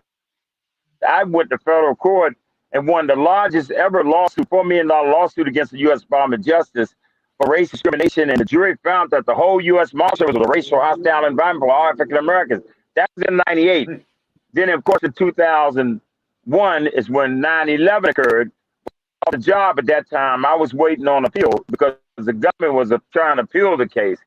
And meantime, I went up there, and then next thing I know, that morning the planes are hitting the buildings, and I'm thinking it's just a trial run. I'm watching it on CNN, and then I go outside, see the buildings smoking and burning, and people pointing, and you can't get your cell phones wouldn't work. Man, let a real emergency happen in this country. These cell phones are useless. But I couldn't get no call through it, find out what was happening. And next thing I know, a plane hit the building. Then next thing I know, the buildings dropped, they imploded. And man, you talking about fire and brimstone and everything else. And when I went in that joint, I went across the street and bought Army fatigues, black fatigues and everything, because I had a lot of training on emergency rescue and everything. And I knew it was a lot of people in there, emergency people that was under all that rubble. So I went down there and started helping out. Next thing you know, my pictures in People's Magazine bringing the body of a dead firefighter down off the hill. We recovered him, we bringing him down off the hill. And they got me dead on, and America Unites and all that. So God just kept raising me up every time something would go down. And today I'm the class agent representing over 1,000 Black U.S. Marshals nationwide, FOGG versus now the new Attorney General McGarland. But man, I've taken on every Attorney General since 1985 to today. Every one I've taken them on. I want to say, well, I appreciate you a whole lot for taking your time out, man, to come on Third Perspective Podcast. You know what I'm saying? And go just with this information, these little nuggets. You know what I'm saying? Now, Right. I appreciate it a whole lot, man. I know it's a lot you want to say. It ain't like those other stations you get on there, they cut you short and shit. So if anything you want to say, you want to get out, you can get it out and spit it out there all you want. You know what I'm saying? Right. We on Twitter, Twitch, YouTube live right now as we speak. You know what I'm saying? And Facebook. So anything you want to say before you get out of here, player? Well, the only thing I want to say, that I always tell about, say, you either get involved or they're going to involve you anyway. You know, so people need to get involved. They need to understand the history. They need to know what it is, what they're fighting for. When we talk about trying to correct this criminal justice system, we got the George Floyd Act that's in Congress right now. We got a lot of, right now, officers are concerned about being thrown under the bus. Out there, I said, you're not being thrown under the bus. I said, just that we're now, it's coming out. People are realizing officers can go south on you too, just like anybody else. So reality of it is that we need to get that are coming out of these prisons. I'm helping a lot of guys that are coming out of institutions. They need to come up and they need to be strong advocates. They need to take care of their families and realize that, you know, we're strong enough to do this, to turn this thing around, but this is our time, man. This is time for us to come together and to make a difference. Thanks, man. I appreciate you a whole lot, man. Taking your time out to come on our podcast, dog. Thank you. I appreciate you. All right. Thanks a lot, dog. Take it easy for the night, all right, man. Hey, look, man, if I run, I'm gonna count on y'all, man. Okay. All right. All right, brother. Thanks, man. Appreciate you. The force is with us. You know? Man, this is my second time bringing a police officer on our podcast, right? Yeah. Now, we got two versions of police officers. You know what I'm saying? I think we got a good cop, bad cop type situation, didn't we? Because the first cop we had on told us there was no racism going on, right? That he ain't seen it. You know? It might be in Connecticut. I don't believe it, though. You know what I'm saying, though? We have a different color race to be. Well, I do want to say thank you, though, man. I appreciate you a whole lot. Retired police officer, Mr. Fogg, for stopping past our podcast, man. We appreciate that a whole lot. You know what I'm saying? You know? Coming from a nigga in the war on drugs and somebody that was participating on the other side, I think that was a good conversation to have. You know what I'm saying, dog? You know? Real? What you think? Good, it was informative. Okay. Okay, the pop tart, but okay. Brilliant. This guy sound like pro. Niggas ain't trying to get shot out this. As we talk about gun perspective. It was informative. I know that he did so much and he was involved in it. I didn't know about badges and biggies and badges. You know, and him back on. Really, you know what I'm saying? So, but you know, I learned a lot. And I get where he's coming from. He saw a lot, and it's hard to be a whistleblower when the whole world just wants you to go with the show. And he was right. He was going to lose a lot, but he stuck to his conviction. You got to respect that. You know? It ain't easy telling, hey, look, man, it's wrong. You know it's wrong. White, brown, whatever, man, it's just wrong. You're turning to other people, but you're leaving yours alone, but they're all doing bad. And that's shit I can't stand. Yeah. If we're going out the bad, we're going out the bad. Fuck color. That was his whole point was, why we not in Silver Spring or Virginia? Why we not running out of these affluent Maryland or DC places? Why we stuck in this one spot? Because they know people, so what? Get them people too. So we gotta give them much credit for, dog. And then to do that and put everything on the line, man. These the black people I be talking about, right? That's really doing shit for black people, right? Distinguish between the other people that's fake do that shit and then don't think nothing else about it. You know what I'm saying? Like when I was telling y'all about Jay-Z and Oprah, especially Oprah. They got all this money and shit. But acting like they doing stuff for black people. And you got somebody like this that was actually a police officer. You know what I'm saying? And doing more than them. I mean, they do stuff, but they don't do what's meaningful. They do it for sure. Like when we brought up the example of her and Jay-Z can get together and just have a fun for black people. They can fill the fun up and all people trying to start businesses up, black people all over America. This their fun to start their business. They can do, a lot of shit. Yeah. They can do so much stuff, man. Now, as far as the George Floyd bill, I heard something about that. Yeah, because you got a white boy in Virginia holding it up. Like I told y'all from the beginning of this, that we're going to have some Democrats that are really Republicans that's going to hold a lot of this shit up. Like the George Floyd bill. He ain't the only one. It was another one from West. No, they all the same. West Virginia. They was, like I told y'all then, they was blue dog motherfucking Democrats. And those are the ones that are really fucking Republicans. But they can't stand some of the shit the Republicans do, so they call themselves Democrats. You see what I'm saying? But when the shit hit the road, when you need them to vote for something, they with the Republicans. Literally. Because quote unquote, this guy said you don't want the country to be more divided. Like if we watch the bigot run our country all this time, and bigot Republicans been backing them up, putting out their policies down our throat, we couldn't take none of the shit they was doing, right? You as a Democrat now, and then they divided the country more and more. Yeah, as time went on. But you as a Democrat, you as a Democrat, back under the rock. You should know for a fact now that everything that's being done now is to erase all the bullshit that fucked us up before. So you can't be now stand up saying I'm not doing this and that. After we just went 4 years with a bigot. You feel me? So I knew it was gonna be Democrats like in Virginia, Michigan, and motherfucking Kansas, shit like that, that's gonna hold shit up. Because they really Republicans in disguise. You see what I'm saying? What's his name? Manchin, or whatever the fuck his name is in Virginia. Mitch McConnell is the ringleader. In Virginia, he the worst. He really a Republican disguised as a Democrat. You see what I'm saying? And those are the ones we can't win without these Democrats, though. You feel me? These are the Democrats we need to get over the hump. These are Southern Democrats. You know what I'm saying? And we need those. So once we get in with those people, they start holding us up with the Republican shit. Instead of saying, okay, I'm a Democrat. Republicans had their fucking chance. They ran us into a ground. So I'm going to sign off on all Democratic shit. Simple. I don't know why it's so hard for Manchin and Virginia to do that shit. It always got to be him to hold us up with some Republican style shit. You know, I can't take it. He the worst, you know. Him, it's a lot of them like Manchin. Richmond, Virginia. They the worst, you know. Okay. And they the worst. It's a lot in between Virginia.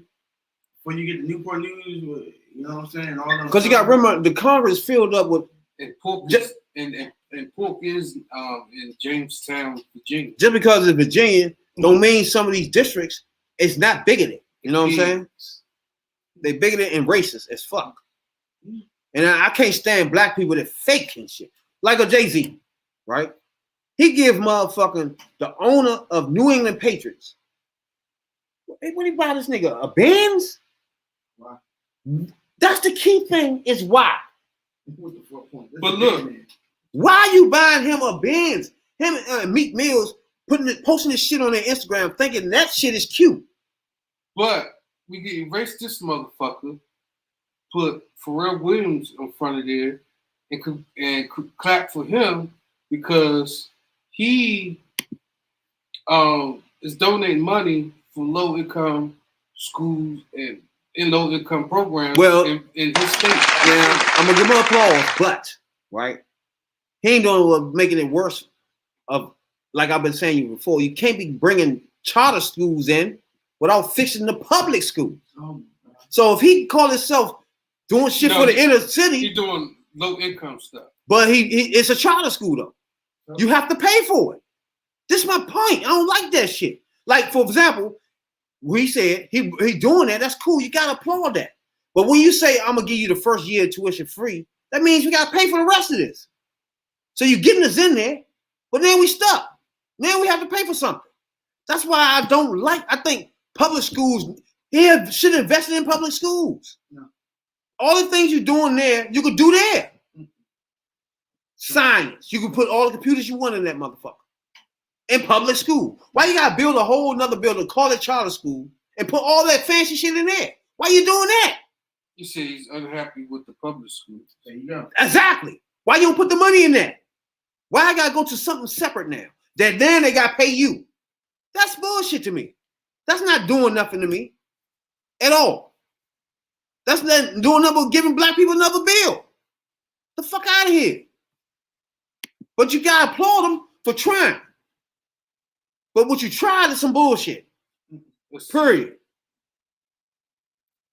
And he got this motherfucker give New England Patriots owner a Benz.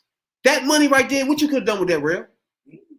For all the black kids in America, what you could have done with that little money? Like my man Kwame Brown was telling you. This motherfucker there, Kwame Brown, is putting all his money he getting from YouTube and buying shoes for kids. He ain't no billionaire like this son of a bitch here. Just throwing away money, giving it to another billionaire, a racist one at that, and buying him a belt fucking Benz or where the fuck he bought him. That might be his friend. Who gives a fuck? So How the fuck Jay-Z is friends with the owner of New England Patriots now? How you know that? You don't know that. You talking about? Oh, he the new poster boy for them? No, Is he the one they gonna roll out so every time? He works for the NFL anyway.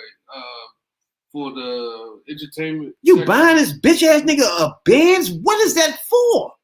He getting his friend a gift. He don't even need nothing. He your friend. You buy him a The gift. people that need something though, you could have used that money there that you spend on a fucking car for a nigga that don't need it. And all the inner cities in the world that need that. And you want to tell me you pro-black nigga? Fuck you. Again. So Now y'all see why I say fuck these billionaires, y'all. what do you mean? So good. That's waste of fucking money. You will spend money on another billionaire? So A white cracker billionaire? That's a bigot? He's not supposed to get his friends gift. That's a bigot billionaire? He got his friend a gift. But the problem is, it was yours. The problem is that was a waste of fucking money, and don't put that on Instagram like we gonna like that, nigga. Stop being judgmental. We don't like it. We don't like it. Why you like put it on it? Instagram like we gonna like that? You did. Who like that? You did. A lot of other motherfuckers. Nobody like him buying a fucking billionaire New England Patriots Why owner. y'all care when he get his friends? First of all, the nigga that been holding on Kaepernick, the one you've been lying about, you've been whining about, he the one. Them and the rest of his friends been holding up Kaepernick all these years. True. But he gonna buy him a Benz. But you gonna think this a nigga a pro-black nigga? A billionaire ass motherfucker? Him and his wife? Hey, I'm just saying, you can't tell man. You can't defend this clown ass You activity. can't tell the motherfucker who do his money. You can't tell me and then turn around and tell me you care about black issues when you just wasted $1 billion on a fucking car for a billionaire. A racist one at that.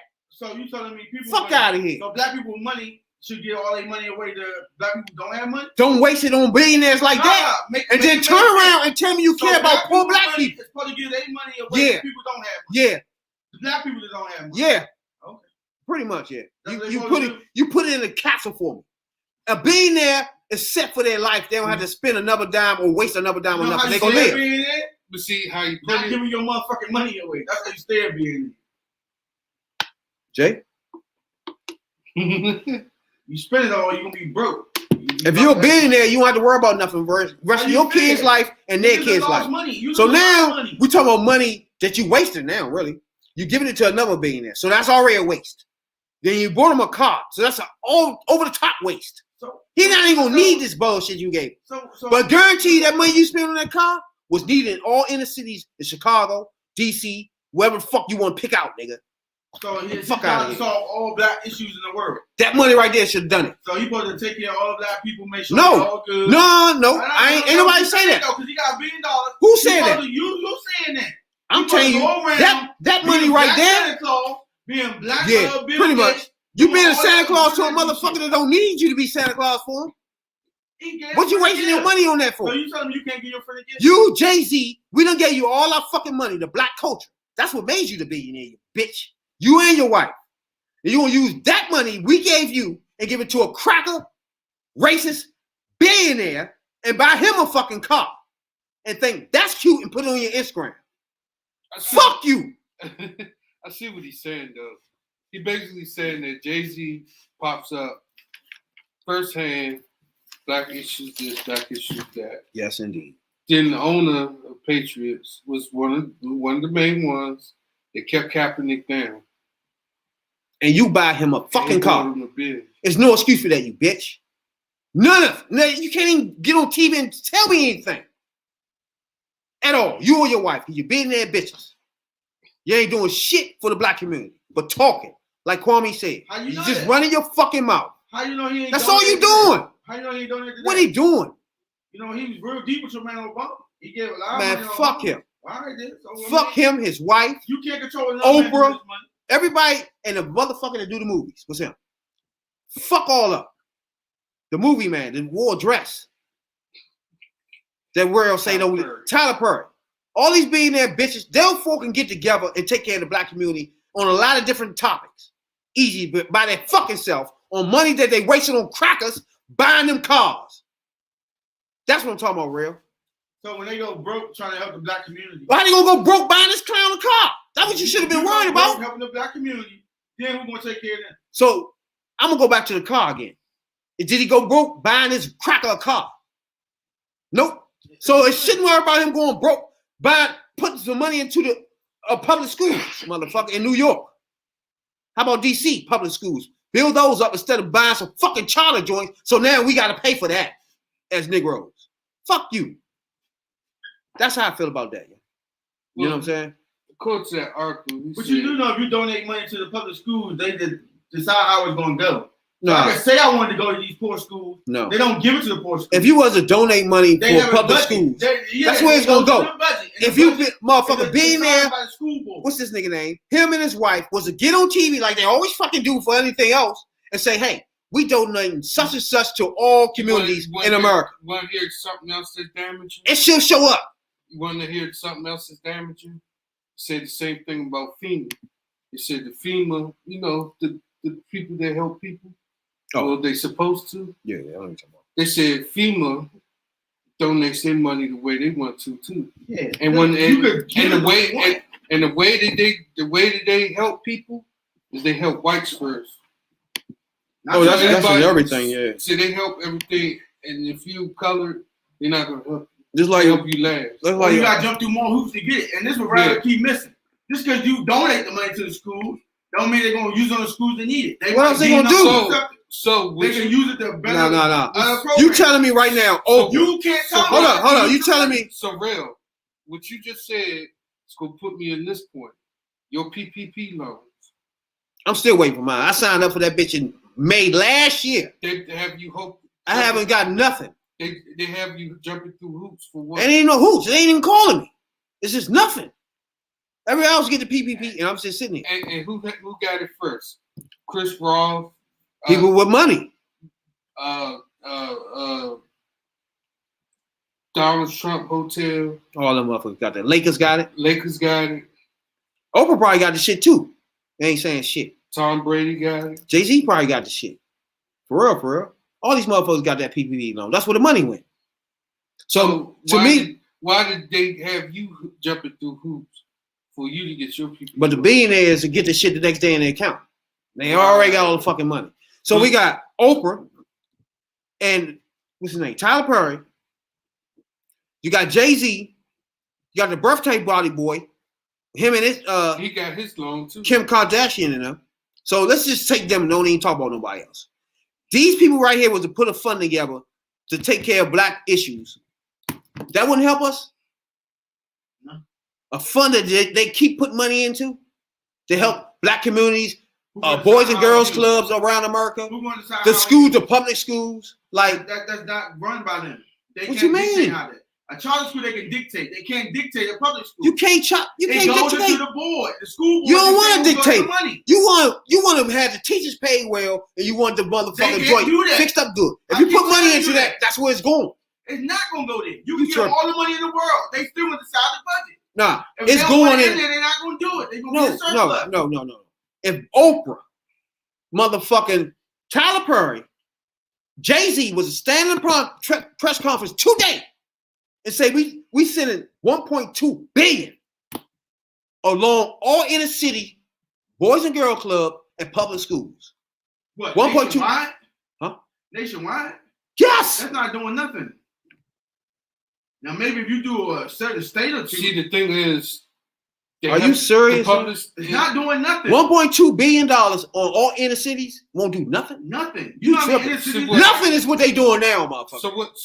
So what they do is that's what they doing now. It's nothing. So what they do is that once it goes to the school board have to vote shit on it.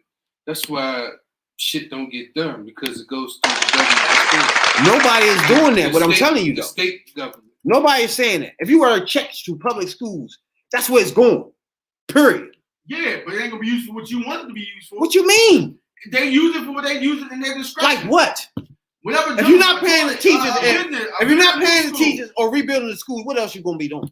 Building a new school in a better county. No, you're not doing that. You're building a public school. You can't stop them from doing that. How you gonna take the money for public school and build a school, a charter school? That ain't making no sense. Or in my thoughts, build a school in their pockets. You rebuild. Take the funds in their pocket. You rebuild public schools. You pay the teachers that's going there, nigga. It's simple shit. That has to be voted on. The teachers union. You ain't gotta pay for that. And he don't know the politics behind it. It's not gonna get done. No, I ain't gonna get done because if it was, it's not gonna get done. Sinks into the schools, they would get that. My nigga. Again, you keep talking about people that like Jay-Z and Oprah. If they stand on TV and say they sending money to public schools, nigga, that's where that's going. No, it's not. Literally. Yeah, it's in the public school system, but they ain't gonna get to them bottom schools. Not at all. You won't see it. It's gonna be Oprah, Jay-Z. Hey, what you gonna hear? You gonna hear? We got surplus in schools this year. They're gonna divert money. They're gonna do dumb shit, slick shit. No. Or hire a better school in a better county. These people are not doing this right now. So we don't have this money right now. First of all, this is money that can be spent on our inner city schools, period. There's no doubt about that. You can't tell a motherfucker what to do with their money. First of all, not their judge. They don't care what these you think. is they got Oprah. It. First of all, if we just say Oprah alone, just take away Jay-Z. If you put Jay-Z in it with her, it's just over the top. Once you put Jordan in there, he did donate some money to some college. Yeah. We're gonna stay on the people that do the campaigning and all that shit. You ain't never seen Jordan out here beside no politicians or nothing. So we can't do that. These motherfuckers you do. Right or wrong. Yeah, it was all up each one of them. Yeah, this is what they do. But when it's over, they turn their back too, though. And pay billionaires and buy them cars. So like man did what he wanted. See, here's the thing. They was Obama's entourage. They when it's campaign time, they all are in it. They in it with you. But they hoarding their money, though. You don't see nothing wrong with that. When they can make their own, they can make their own kitty. All billionaires in America can put a kitty together. Black billionaires, I said, can get together and millionaires and put a kitty together that take care of all inner cities. Anything that need element, you don't have to worry about the fucking government and whoever the fuck running shit. Now, if you're in DC and you're Oprah, you can go get Mary Bowser and y'all stand there together and say, hey, this money doing this and the X, Y, and Z. It's real simple. So don't tell me that something they not doing now can't be done. It's real simple. So we're going to tell the school board then. I just told you, Mary Barry, I just told you, if you stand beside her, it's getting done. That alone. I mean, if it was Mary Barry, it'd definitely be done. Fuck wrong with you. But her too. She good too. If Oprah was to stand beside, what's her name? Who? The mayor.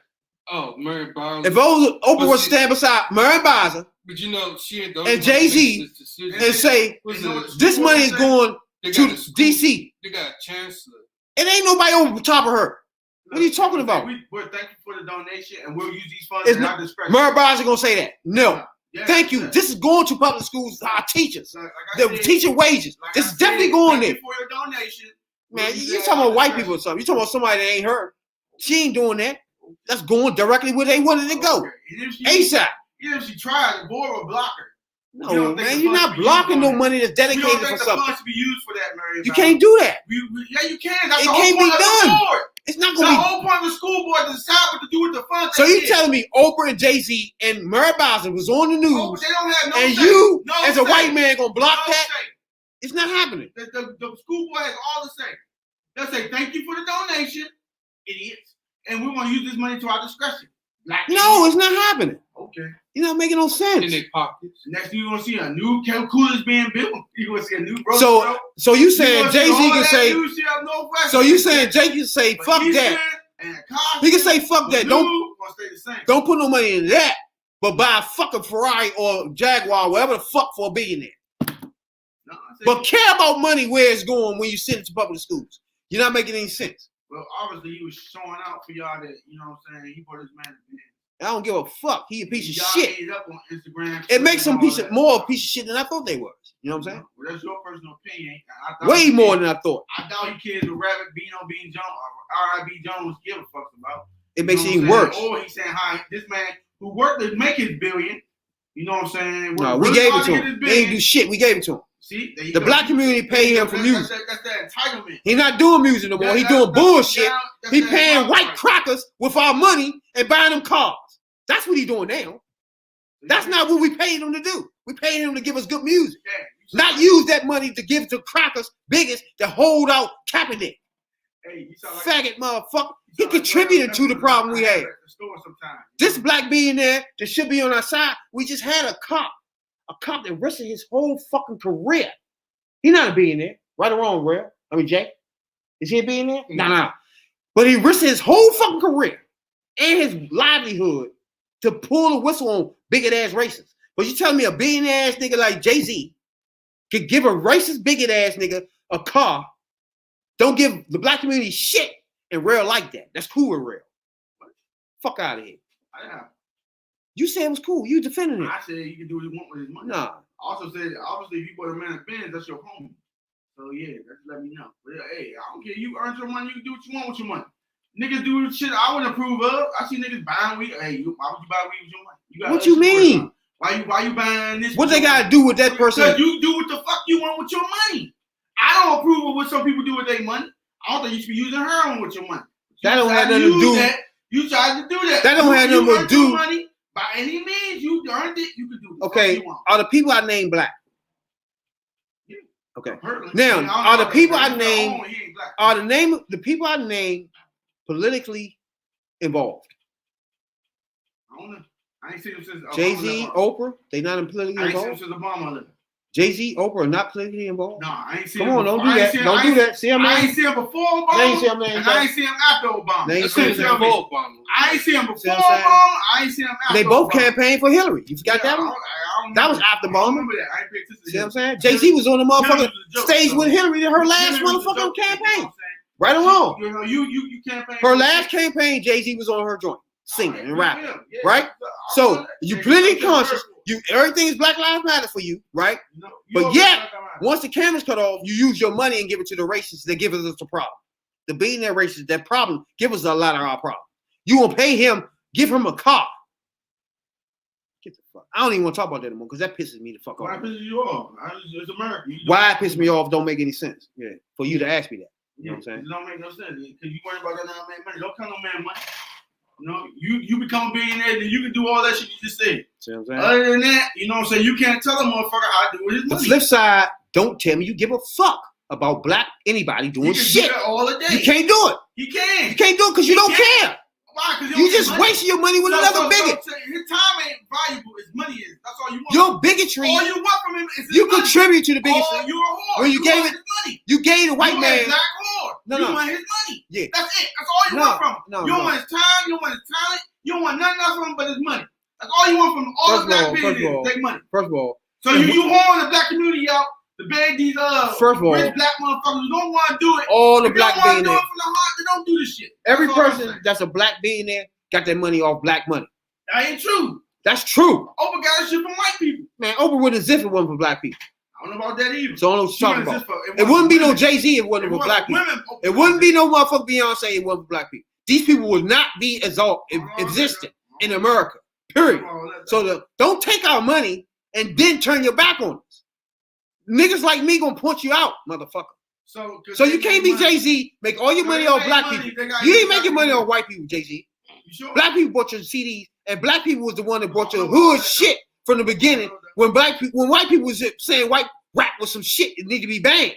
Black people was buying your shit, so you wouldn't be here if it wasn't for us.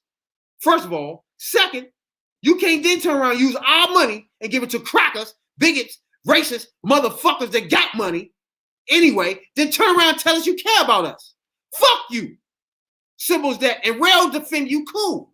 But niggas like me ain't gonna defend you, motherfucker. And the friend I say you got right. Oprah too. You can't tell me you give a fuck about us. Then waste your money on the crackers. This is America. Fuck you. Right to do what they want, And then I got the right to say fuck you. Don't tell us about black issues. Don't tell me Black Lives Matter. Then waste your money on the black bigots that causing us the problems. You motherfucker. I mean, you shop at Amazon and Bezos is a bigot. So what's up? You told me you wasn't a bigot. Make your mind up. I ain't say that. You said that. Huh? I said Bill Gates was. I don't know. Maybe Bezos is. Maybe They Bezos all is. are. All right, there you go. So there you go. You spend your money there. Stop boycott. Don't spend your money on Amazon no more. Can you do that? So you telling me you fake then. So you telling me you said about Jay-Z, you fake because you getting all your money to the press. what? That's what you just said, right? So you telling me as a black all right, it's my turn now. The whole black community. It's my turn. All y'all who order everything, all y'all who buy everything, all y'all who do all that dumb shit, all y'all who buy Nike ain't black on. Everybody else motherfucker got fresh pair of Nikes on, whether it be Jordans or any other thing. You know what I'm saying? Adidas, that German on. You know, they racist motherfucker, but y'all rock the Adidas. You know, so I can keep going. Sergio the King. Are you all done? That shit is not black on. But y'all rock that and y'all give y'all money to that. So don't listen to this man when he just said, oh yeah, we made you rich, so we gotta do all that. You made all them rich and you don't demand them to get money back. So because they're not black, you don't demand they pay money back. So you telling me to make them rich? So you telling me you as got a double standard. So you telling me as a black man, yeah, when I go to go eat, I have to eat at McDonald's or Burger King. Nah, you telling me because I'm doing that. You got to eat at soul No, food stop. You got to eat at any Stop. So you tell me because I'm eating these places, I contribute to these bigots? Yeah. That's not true. How you feel? Contribute to the bigots, giving them fucking money and buying them cars and contributing to their campaigns, nigga. Us as black people, we just survive. Who use the money for what they use it for? That's not our problem. That's not what we did here for. We eating. We surviving. All right. That's it. There's a pandemic. We can't go outside. We use whatever fuck tool we got to use to do that. Now, the person that own it is a fucking bigot and use that for bigotry. We can't do nothing about that. Period. But bigots that got billionaires, like Jay-Z, they got options. They got options to do shit, not buy biggest motherfucking cars. They got options, motherfucker. We don't. That's the difference. But Bezos say he Black Lives Matter. He posted that on his You can't tell us not to eat. You know what I'm saying? You can't tell us not to go buy a car and put shoes on our feet. You can't tell us that. No, I'm just saying you can shop black. You can't tell a motherfucker billionaire, but I can tell a billionaire. Shop black and do that. But I can tell a billionaire that got billions of dollars that he's not gonna ever spend. They tell me he cares about black people, but then turn around, use that money and give it to a white racist that suppress black people. That's the difference, motherfucker. No. Jay?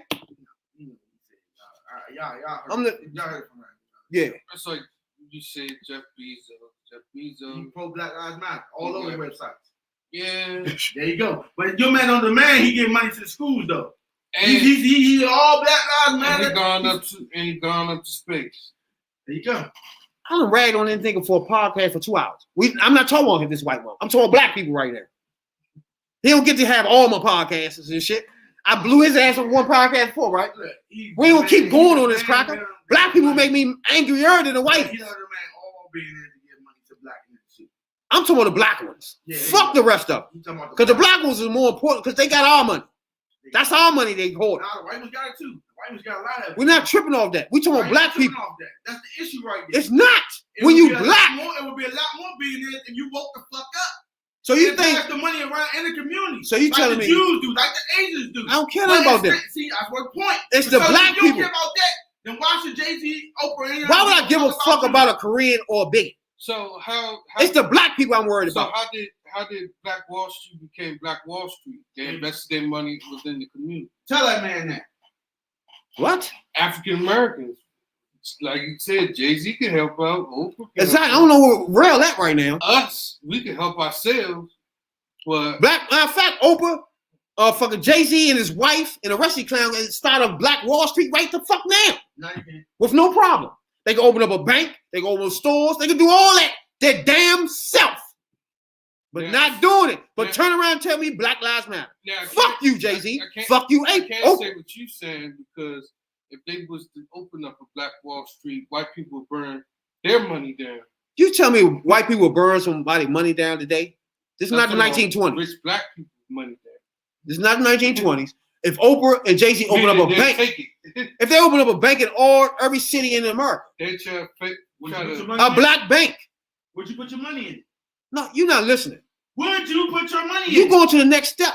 It does have nothing to do with them. Answer the question. Would you rather B.I.G. Jones again, put your money in the black bank? Again, you making excuses for these people. If you won't do it, then why would anybody else? You skipping the fact that they're not doing it.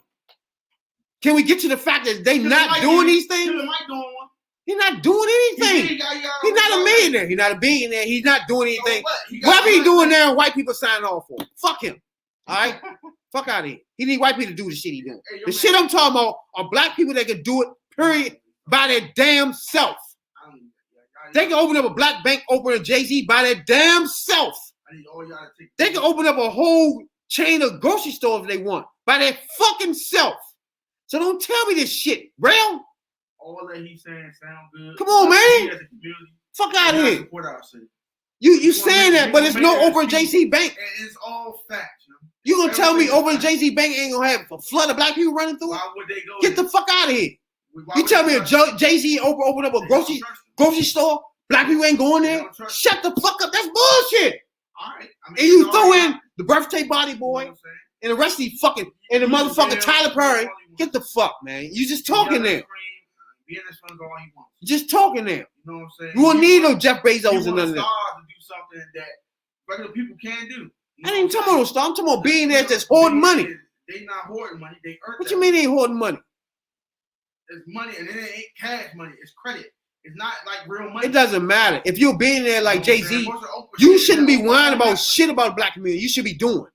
If you Oprah, you shouldn't be saying Black Lives Matter. You should be doing. Period. Because they're a billionaire. And you should be doing. If you got somebody like, they're oh, nigga, we just, again, you're not making no fucking sense. We just had somebody that's a police officer on our podcast 2 minutes ago with the wind blowing against him. He's not a billionaire. And he's doing things, dog. You got Kwame Brown. This ain't shit, but doing things. That's what I'm talking about. Fuck these niggas with billions of dollars ain't doing a fucking thing but saying Black Lives Matter. Okay, do something, motherfucker. You campaigning with motherfuckers for president. What they fucking do? But what are you doing, nigga? Nothing, Oprah. Nothing, Jay-Z. Nothing, Tyler Perry. You ain't doing shit but fucking talking. And they give you the credit for being some fucking warrior when you ain't doing shit. That's my point. Fuck out of here, yeah. But you give a fucking billionaire crack ass nigga that's holding, suppressing black people. You can buy him a fucking car. Fuck out of here. They ain't got nothing to do with a nigga going out and eating at Burger King, motherfucker. Rail could equate those two, but it ain't the fucking same at all. Every dollar count. Fuck out of here. That's nigga in the hood going to wherever the fuck out there to eat at. Fuck out of here. He gonna compare that with a billionaire ass nigga using his fucking money, placing it where he wanted to, buying motherfucking cars. Fuck out of here, yeah. And instead of using that money for the inner city. Fuck out of here. Now that person can't tell me nothing about black issues. It's my point. Rail think he still can talk to you. He can't talk to me about shit no more. But this nigga here can talk to me all day. He risks his fucking life. And he's a cop. I don't even like cops. Jay-Z can't tell me a fucking thing. Because he hoarding his money, ain't doing nothing. Half of the shit main man doing. That's what I'm talking about, Rail. Fuck out of here. And they got all the money to do things. Fuck them. And don't tell me about how much money you make no more. Fucking Jay-Z and Oprah. Fuck y'all. We don't care about y'all being billionaires. Don't tell us about Fortune 500. None of that shit. We don't care. Fuck you. We do care about motherfucking risking their life. Like this motherfucker here. You know what I'm saying? We care about that. Me as a black man. That's the shit I care about. Or motherfucking Kwame Brown. These are the black people I fuck around. I fucks with. Not motherfuckers like this clown ass nigga here got away with it. That's where we at now. And now Rail's starting to fall into the category of got away with it. Because he defend these clowns. He defend these motherfuckers. Fuck out of here. Very dangerous right there. He defend all these fools. I don't defend them. I say everybody got a right to do it. Defend every one of them. Some of that shit might not be right, but you can't dictate how that. Yeah, you can. Yeah, you can. And when I say that's all you care about is the money. No. So if there was a broke motherfucking Jay-Z that didn't have no money, Jay-Z, would you be that up arms against? No. Why would it make me mad? All you want is his money. Why would it make me mad? Why would it make me mad that a poor nigga out here can't do so much but fucking do a dinner for a weekend or something? I would be mad at this motherfucker hoarding money, Rail. Hoarding it. And could do everything that all these poor people just trying to do. He could do. But not doing it. Now you get it? Fuck out of here. Something like me, you want to punish a person for being talented. What does talent got to do with it? He ain't made a CD in 5 years. That's right. So what does talent got to do with anything? He hoarding the money that we gave him for his talent, nigga. We gave him the money for a talent before. Okay, but he hoarding that money and using it and giving it to cracking ass niggas that got big. Fuck out of here. So what are you supposed to do with this money? Not that. Inner city. Don't talk to me then. Don't tell me you give a fuck about black issues then. You do though. Because you don't. Why? Fuck out of here. Nigga, I just want to let me list why he don't. Okay then. So then let's start with him. The Black Caucus say they don't get their money. Again, it's not money. Your man shopped and get all the donations. I don't hear him getting no money. He put his life on the line 24/7. I don't want to hear them excuses. It's not a case out there. It's not a case out there that Al Sharpton is not in front of. I don't see him do nothing. Again, you talking though. All he do is just show up. That's what he do. He just show up and shit. Is that more than Jay-Z? Nah, but I'm just saying. You want Jay-Z to get money. He used his name. He used his name to bring the cameras to the issue. Okay, that's enough then. That's enough for you then. We don't need no more from you. You're not a billionaire. So Jay-Z is though, right? But he can influence billionaires. Who? All of them. Sharpton, Jackson. You keep talking about Sharpton, but Sharpton doing his job. Jay-Z not. Man, Pippin. He doing his part. Like me. And matter of fact, he need to retire. We need somebody else to take his fucking place. He don't need to go city to city, country to country to try to solve these problems. Somebody else need to do it. Because niggas like Rail don't appreciate what he doing. Period. They appreciate niggas like Jay-Z that's giving white motherfuckers Benzes. That's what Jay-Z, Rail like. But I like motherfuckers like Al Sharpton going around country on his own fucking dime and going around every case in the black American community and trying to solve them. I like that. Instead of motherfuckers like him that get on the radio after raping motherfuckers, allegedly, and then act like he care about black women. This is shit I don't like. Or you get Jay-Z, make all the fucking money in the world, and care, Black Lives Matter for me too. No, it don't, because you just gave the white cracker man a fucking car that's holding black people back. So fuck you. He dropped knowledge in 444. So keep that with Rail. You give that shit to Rail in them. He spent some games. Jay. You give that to people like Rail and Jay that believe that bullshit. Some artwork, you know what I'm saying? That sick bullshit. But niggas like me and Corey Brown, we ain't finna none of that shit. Me and motherfucking Matthews that we just had on here, we ain't for that bullshit. It's a difference between black people and people that act black. People that think they black. People was born black and think they gonna get the fucking credentials of being black. Black motherfuckers to me are niggas that doing shit. That's my whole argument since I've been on this podcast. It's motherfucking black people that fake. Like they doing shit, they ain't doing shit. That was my whole argument since I've been here. Right or wrong, Jay. Your first day of the podcast, that was my beef. Yeah. Your first time you ever got here. Yeah, Darth Vader, Jay. That was my whole problem with black people. I don't like black people that do that. So that's why I fuck with Kwame Brown. I fuck with you before, Kwame. You don't believe it, but I was one of your only fans. You can ask Rail. You know what I'm saying? You're right. One of your only fans, especially here in DC. You know what I'm saying? I was defending your dumb ass. But now, as we get on to what you're doing now, I'm with you here. Except you're doing too fucking much when you talk about my black women. Now, when you do that, I'm gonna have to send you some DMs, motherfucker. Don't do that. All right? My black ladies. You can't touch those. All right? Stay away from those. All right. Now, but everything else, Kwame, I'm with you. You know what I'm saying? But when you touch with black women, I'm gonna have to choke you for that one. You know what I'm saying? Now. Skinny pants wearing motherfucker. You know?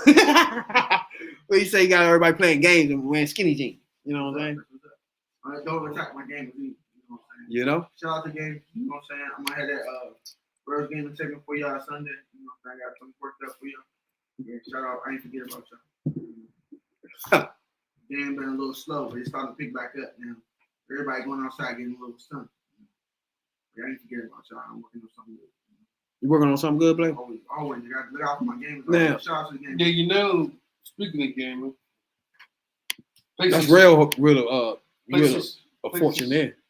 PlayStation 4 is stopped. But guess what? It got sparked. They raised the prices to the 5 because those stores keep pinging the website. As soon as they get them in stock, they buy them all. Supposed to. That's not the option. Supposed to get it in. So I want to bring up since we talking about DC, we brought up Len Bias earlier with retired officer. I didn't know he was involved in Len Bias. Len Bias is one of my favorite basketball players growing up before Jordan came in the scene. But both of him and Jordan was in the same time. But Jordan was better than him at the time. You know, but he was going to be the next Jordan rivalry, put it like that. You know what I'm saying? Been him and Jordan. Because he was going to play in Boston. He was going straight to Boston, yeah. He was one of my he's one of my favorite basketball players growing up, man. I had all his jerseys. I got his jersey back to back now. So I should put it out here. I didn't know he knew about Len Bias, but that's what's up, man. You know what I'm saying? And Len Bias was one of the motherfucking people that when he was growing up, it was like one of our people we followed a lot. Where we like one of our this DC. We don't have a lot of famous people. Like Len Bias was like our main person. He was like the person that was being talked about every day on TV and shit, next to Jordan and shit. And it was like, we got a star, you know what I'm saying? Him. The people start coming left and right after a little bit after that, you know. Yeah, but he overdosed in the back in the day and they were off cocaine. Now I always thought it was crack. Now officer told me it was straight pure coke. So busted heart open, yeah. So the pure coke, yeah, that's the only thing. It don't. If it's not cut up, it's just straight coke.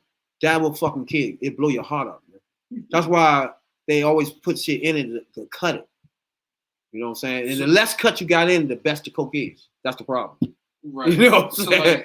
like you know, I don't know if you know, they got some YouTube videos where how they cultivate and actually create the kilo of cocaine. Yeah, you boil it and stir it up until it get hard. Well, that's our way. That's hard. Oh yeah. Again, another thing people gotta realize is when the GOAT game started, we was doing our shit mostly street way. You know what I'm saying? It was all street. It was in the open, right? White people was doing this shit. They inside. It was a different dynamic. You know what I'm saying? We in the street doing our thing, wide open. You know what I'm saying? And at the same time, white people snorting coke inside. Same shit. So meaning that Pyrex and Bacon and Armor haven't made some money. Yeah. So it's like we was doing shit the street hood way, put it like that. You know what I'm saying? It's basically what's going on with weed now. We was doing the hood way, and white people now is making it where it's fancy as fuck. You know what I'm saying? Even the bag's fancy. You know what I'm saying? There's a lot of shit going on. It's corporatized weed now. Yeah, but it's like back then it was an epidemic. I mean, it wasn't saying too much of it. It was an epidemic where colored people was on it real hard. But suddenly when opioids started hitting the roof, it's epidemic now because white people started doing it. You know? Yeah, that opioid thing is really, really in the white neighborhood hard. You know the opioids. But it's way different from crack because it's no backlash from opioids. Like crack is a backlash. Like nigga, if you ain't got no money, people's getting murked. If you had the wrong coke, niggas getting murked. If you was making too much money on the streets, you was getting murked. So his body's building up.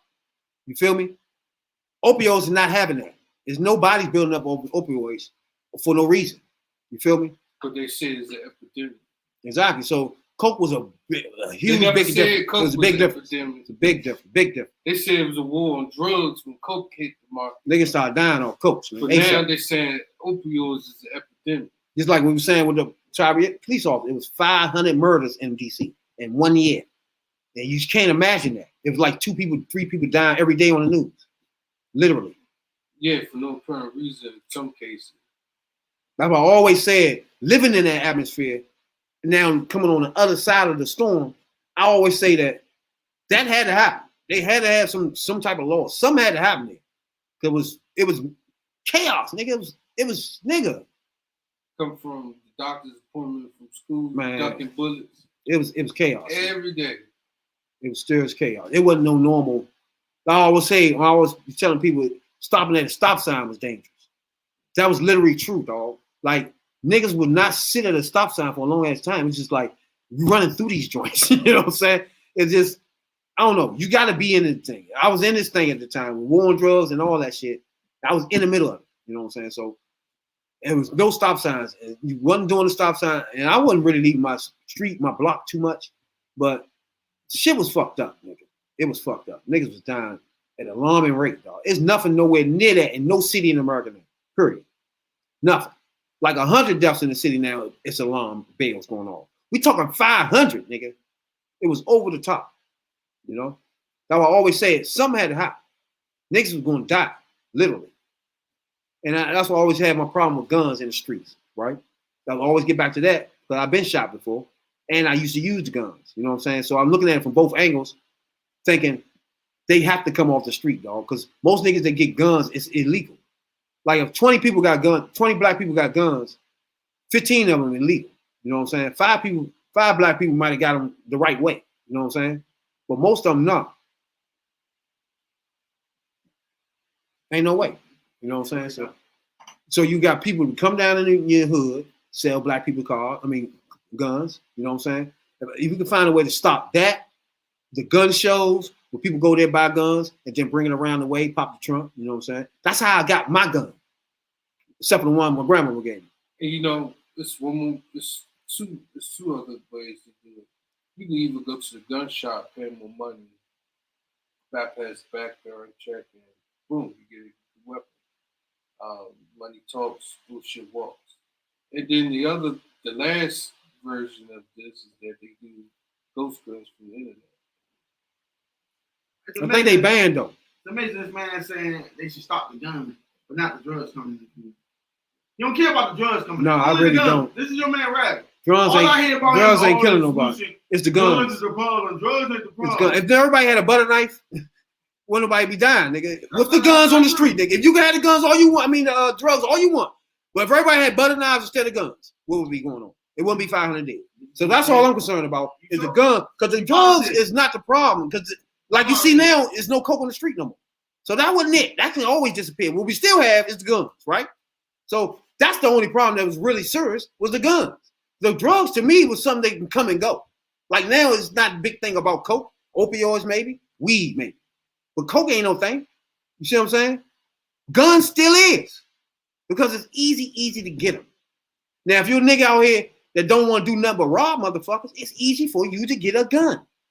It shouldn't be that way. Well, if you're a nigga that out here want to shoot the guns at the range, cool. But to me, I think it should be a tracer on your gun. Like, first of all, it should be a license plate on your gun first. So you have a license plate that tracks your gun first. That's me. This is my motherfucking solutions. This is my solution. Well, they got the serial numbers that matter. Nah, I ain't talking that. I'm talking about you have a license plate. Like you get a fucking car, you got a license plate now. And anything happens to that car, your ass will be called. And it's your fault, whatever fuck it is, unless you called it and stole it. The same thing with a gun, nigga. You go get a gun for your show and you want to go shoot the range, that's cool. But you got a license plate on here, nigga. So therefore, you need to be watching that gun. It can't walk out of your fucking house without you knowing. You can't be walking around talking about, I don't know where my gun at. You know what I'm saying? What 18-year-old is on the block with the joint shooting somebody. That can't happen because it's your fucking fault with your fucking license on it. 2, when you take I think your gun should be locked up.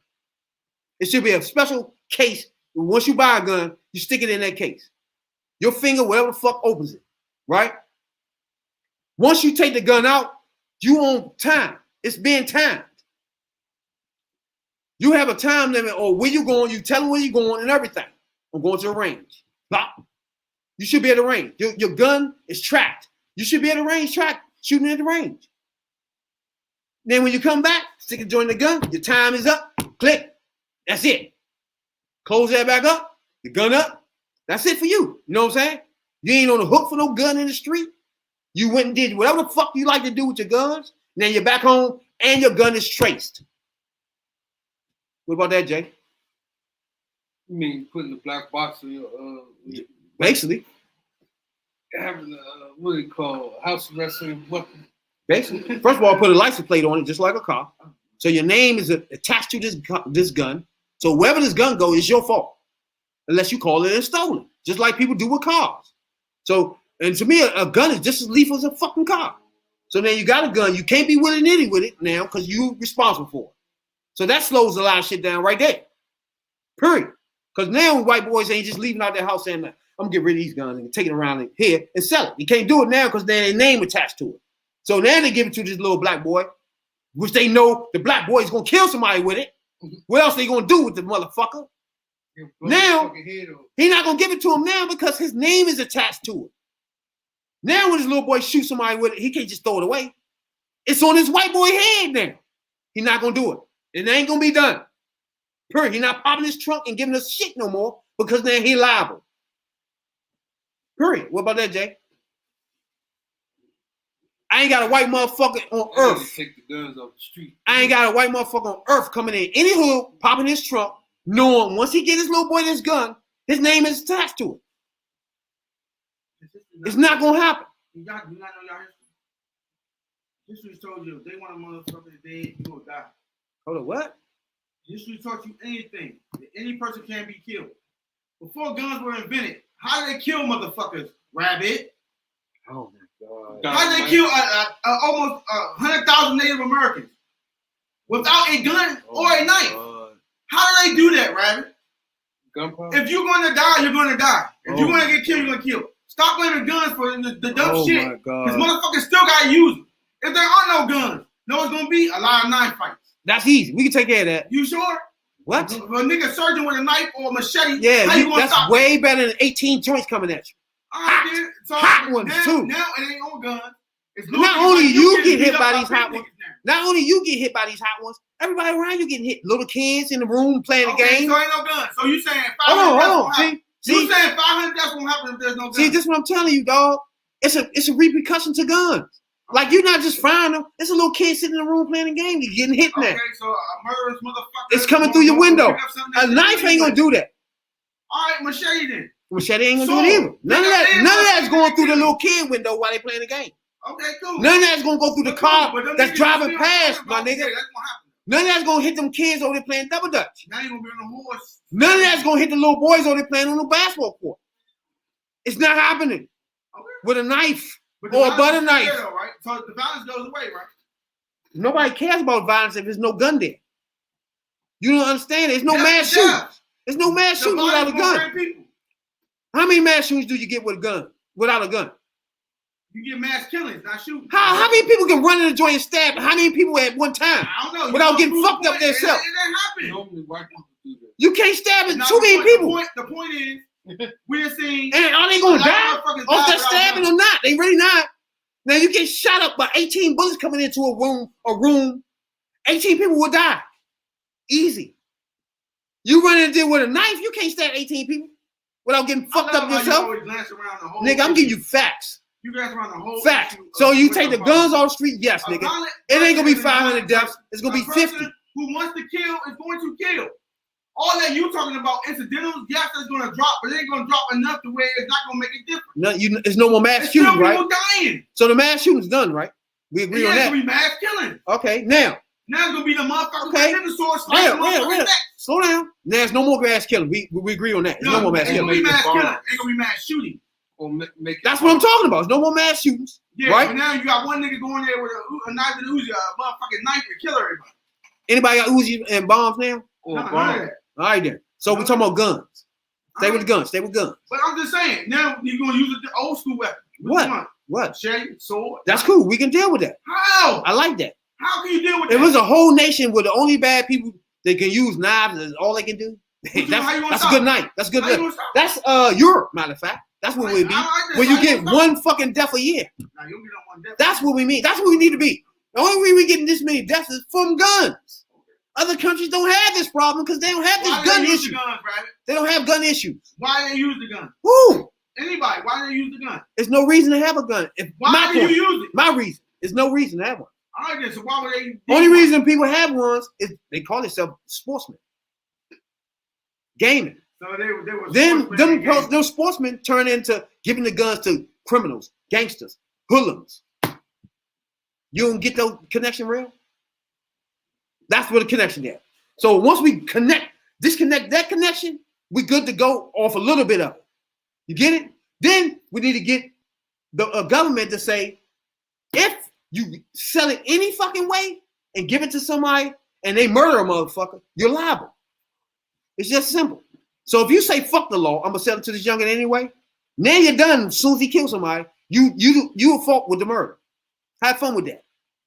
So Now we're gonna see how many white people come from Virginia with their guns and give it to little youngin around in the alleyway. If they know now, they give it to youngin. Everything that happened with that gun now is on them. So I got a wrap trap with cheese on it, and you want to eat. And I set the wrap trap right in front of you. You gonna try to get the cheese, even though you know the trap gonna fuck your hand up? No. What we doing? Or you gonna try to get the cheese? We getting this. We gotta stop the guns from coming in my hood. Or not fuck with the trap. We You're want choosing to fuck with the trap. we want the guns to stop coming in my hood. It don't matter. You don't have to use them. If you have a gun in front of you, do you have to use it? I mean, is it put a gun to your head and say, hey, you gotta use this gun? What? Put a gun in your hand and say, yeah, you gotta use this gun, dog. What? That is just as hard as stopping racism. There you go. Thank you. Motherfuckers don't want, as Rabbit would say, don't want to own up to this shit. Why you need a gun? Why are you using a gun? That's what you need to say. Even Again. in your hood, I can put 50 guns in front of you. What do you need it for? Again, Why you now we using have it? guns for protection. Everybody got guns. Everybody got guns. So you're not gonna have So one. why they need guns? Oh, stop a minute. You got a family. You got 2 kids in the house and a wife. Now you know motherfuckers got guns out there shooting people. So you not gonna have one to defend your house? Okay, now that's one person. Then you got another person that like to go to shoot at the fucking. Gun for protection. Now you got people that want to go shoot for shit at targets and shit. You got different types of people. They got guns. Those people need to be traced and put motherfucking cuffs on where we know where your gun at. That's simple. You can do all that, but we need to know where your gun at all times. But you can hunt with a bow and arrow. Why you need a gun? Anybody walking around, there's no niggas on the street buying bow and arrow. All All right? There's nobody popping their trunk, pulling out an arrow. And, Why not? and- I mean, hey, you want to go hunt, you can hunt with a bow and arrow. yeah, they putting out Luger-Tex and Hey, 9 millimeters I gotta make that shit and look- handing them to kids, No, you can white people, white America, that think black people is just suddenly finding guns and shooting each other. White America is handing it to the kids. 17, 16, I don't know, I was there. I had a white motherfucker that used to come down to give us guns. And I was 17. So why the block ain't running? I was 17, nigga. Hey, he said, man, you don't belong here, man. Stop getting these kids. And he used to come down with fresh ass joints. He ain't say nothing. And this is what we wanted. We wanted guns. You gotta go. And white boy used to bring these joints. He didn't miss a month, nigga. Supply and demand. He didn't miss a month when he pull up in the alley with a trunk full of guns. Yeah, they We ain't get the buy- guns they from ain't Rail. buy- they ain't buy We ain't get the guns. guns from Real. Gunshot. Thank you. So therefore, we can stop him from bringing these guns to us youngins who was 17 at the fucking time. And he was handing it to me saying, nigga, oh yeah, this right here holds such and such. This holds such and such. You know what I'm saying? And me at 17, it was looking for guns at the time anyway. Impressionable, sucker made, you know what I'm saying? Can't say no. You Peer did. pressure, the back against the wall, right? I can't don't say get what no. you're talking about. I can't do it. I don't understand can't what say you're saying. No. Don't nobody know what you're talking about right now. Because niggas out in the street, we selling dope, we doing a lot of different things. We had guns on us. We wore guns. We had guns from the beginning of our existence, nigga. When we was on the street, we had guns. Guns was what we needed. And the only way we can get them is white crackers bring them to us. Period. And the dope, and the drugs, and the poverty, and the shame. White boys brought us guns. Period. So me as a nigga that accepted the guns from crackers, that was bringing us from well-to-do neighborhoods, I know how we get them. I know how to fucking stop it. Stop him from bringing it to me. First, that will help. If he can't bring it to me, we won't have him.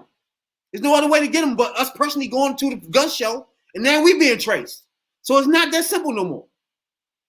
Only way we can murder a motherfucker if we can get him off line, nigga. If we can get him off trace. And the only way we can get him off tracing is the white motherfucker bring him to us. Then the murder weapons.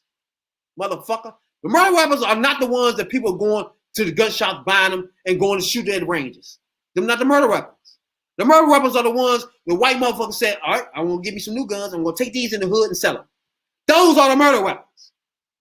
We need to stop that white motherfucker or black dude coming down here selling them to us Negroes in the black community. That's where I'm at. And I was one of the Negroes that was standing there saying, pop your trunk, motherfucker. So I know how to stop some of this shit. Simple. That's where I'm at in this whole argument about guns. They need to come around, stop coming in our hood with guns. Therefore, we won't have the 16-year-old shooting. We won't have that 16-year-old shooting the other 16-year-old. We won't have the 70-year-old running with the fucking gun and turn around and let the cops shoot him. He wouldn't have a gun. Now you get it real? It's a chain reaction to the gun. That nigga that put this trunk is a chain reaction. Once that nigga grabbed that gun out of the trunk, there's a lot of shit happening after that. You don't have to grab that. Again, you talking the nonsense part. And it shouldn't be here. If we can stop the gun from being here, it'll be over. We're stuck in the matrix. That's what I'm talking about, nigga. Fuck all that. It's a method to it. It's a way to stop it too. And you gotta talk to niggas that done it. Niggas that been in the trenches. That's what I feel about Kwame when he say, niggas always talk about me all these years and never ask me a question. Why you never talk to dope dealers? I'm a nigga that's out front with my dope dealer, right? A lot of people ain't out front with this. I'm a nigga that asks any fucking question you got to ask me. We're a dying breed. Niggas that sold coke in the war on drugs are a dying breed. We dying out here. And I'm one of the niggas that's left, and I ain't ashamed to say it. I'm not ashamed to say I sold dope. I'm one of them niggas that ain't ashamed to tell my story. You feel me? And we're a dying breed. I'm one of the ones that's left. Ask me any fucking thing. I'm the one that can tell you the story how to stop this shit. We the ones that can tell you. You don't get it? Us and former U.S. Marshals are the only people that can tell you the war on drugs. Not people that set to the side and got straight A's. Not the straight people that set to the side and said, I'm not doing that. Not the police officers that set to the side and turned the other cheek. The people that are actually involved in the war on drugs. Those are the people that can tell you how to stop the bullshit. You haven't asked me or any other motherfucker that sold coke how to stop it. You haven't asked one officer that was running around chasing us how to stop it. That's when we get people like Rail that want to give you his opinion. He wasn't in the war on drugs though. So therefore, nigga that was there can tell you how to stop certain things. People that wasn't there is giving their opinions. That's reality. Period. So that's why I'm here. That's why I have a podcast. That's why I have a platform. Because an ex-dope dealer in DC can tell his story. Simple as that. And my story goes deep. And it has guns in it, Rail. And I know how I got those guns, Rail. I know how I got the coke, Rail. That's why I was trying to tell you. It didn't come from white people when I got them. So now you see what I'm saying? Yeah. That's my story. You know what I'm saying? Said, no, I don't want that. I'm a story of a dope dealer. You know what I'm saying? I'm gonna tell my story live and in color. You know what I'm saying?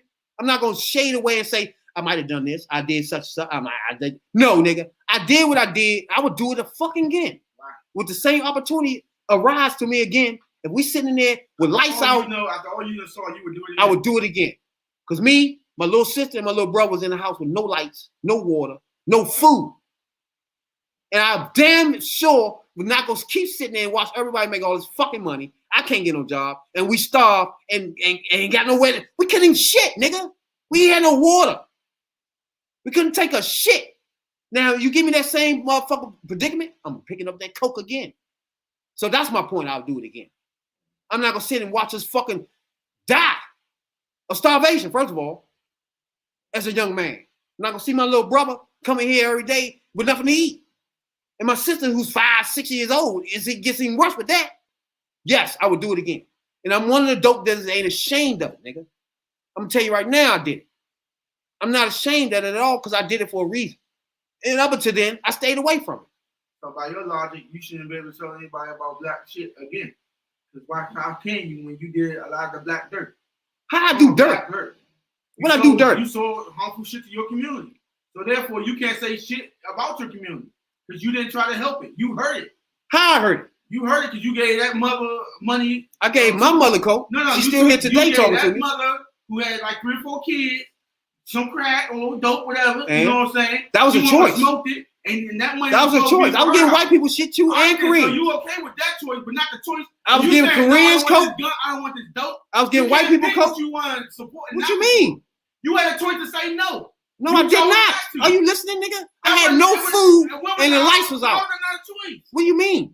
That wasn't a choice. What do you mean, dog? What was the choice to do? Keep staying hungry, being hungry, not having no lights? Okay, shit. Which one was the choice you wanted to keep going with? You know what I'm saying? I want to keep on doing either one of those. So I chose, and I went to my mother before I even picked up a piece of coke. I'm telling you, I'm a dope dealer at heart, nigga. I'm a dope dealer, That's nigga. what you gonna get from her. I'm a dope dealer. What the fuck you talking about? Because you, as hard as you work to sell dope, you could have found another way to get it done. No, you're not making any sense. You're not making any sense. You didn't want to work hard. You didn't want to bust your ass. All you want to do is sell coke and run around with guns. All right, so and you be fancy and popular. okay? How Like we all meet? your niggas in your generation. How did we meet? So yeah, you fuck the community. Oh, up. stop! How did we You don't meet? get to say shit about it. How did we meet? You know what I'm saying? How did me and you meet? At a job. But And you where? ain't had that then. And what was I doing there? I was working. Busting my ass. I ain't missed a fucking day in 13 years. So oh yeah, ain't nothing in the house. I didn't miss one day. Shit. I ain't gonna get a job. I ain't So you gonna can't tell me. I ain't gonna do none of that. You can't tell me I'm not looking for no job, Rail. You can't tell me I'm a nigga that didn't want a job. So what you talking about? I'm about Jordan. No. You ain't doing all that. You ain't about all that. I don't think you listen to me, Jay. I don't think you listen to me, Jay. Listen to somebody. You made the decision. How you listen to me when you tell me I'm buying Jordan when I told you we ain't had nothing to eat? Right. When you tell me I'm buying whatever the fuck I'm buying when I ain't had no water? Stay that way for too long. I know because I changed that. I did. The fuck you mean? Then what you do after that? I told you. Anything after that, it was my fault. I supposed to stop. I supposed to stop. Once I got my shit together, our lights on, our bills paid, I kept going after that because it was about me after that. Very good. Literally. But to start it off, I would do it again. Literally. I'm not sitting in the dark no more. I'm not going to do that. I'm not going to sit and eat egg salad sandwiches for 2-3 weeks now, nigga. So until you live that life, then you can tell me why not to sell dope. Till you do something like that, then tell me. That's why I stepped into the game. And before that, I never touched the game. Therefore, you Before that, about black shit. What? Like you tell everybody else. You want to hear shit about Jay-Z saying shit? I want to hear shit about you saying shit. Then if you did dirt and then how did I do dirt? What are you talking about? You did dirt. Any person who sold shit in their community did dirt. Bro. That was dirt to you? That was dirt, though. You hurt the fan. You hurt the community. You hurt people. I hurt the community. Yeah. I sold coke to my mother. All right. My mother's still alive today, talking to me face to face, my nigga. All right, so how did I hurt the community? Tell me. You putting poison in a person's hand that don't need it. That was poison? That was poison. It stopped them from doing what they were doing. That's all they was. How did it stop them what they doing? And you losing me. All right, I'm just telling how you. How the white boys that was coming down that was lawyers I was selling coke to? Okay, what do you mean? How the Chinese motherfuckers that was coming down that I was selling coke to? What do you mean? What are you talking about? They paid my bills. They got us out of fucking poverty for real, nigga. They got the lights on. That's what they did. Motherfuckers sell Newports all day long. That ain't fucking your community up. Liquor in there all day long. You ain't talking about they fucking your community up, nigga. So what you talking about? You're not making any sense. No, we ain't talking about that as you would say. We're talking about you. No, you said as a dope dealer, fuck the community up. You on Jay-Z, but Newport, but the company that sold Newport, but company that sold Newport, I just told you. He ain't listen to me. You talking about all I did this? Hold on, stop, Jay. Did you listen to me what I did with the money? Was you here? I hear you say you get. He don't want to listen for some reason. Hey, I hear you say you get shit back to the community. What you do for the community? Where was that at in your speech? Really? You act like I was a billionaire or something. Right? You act like I was a billionaire.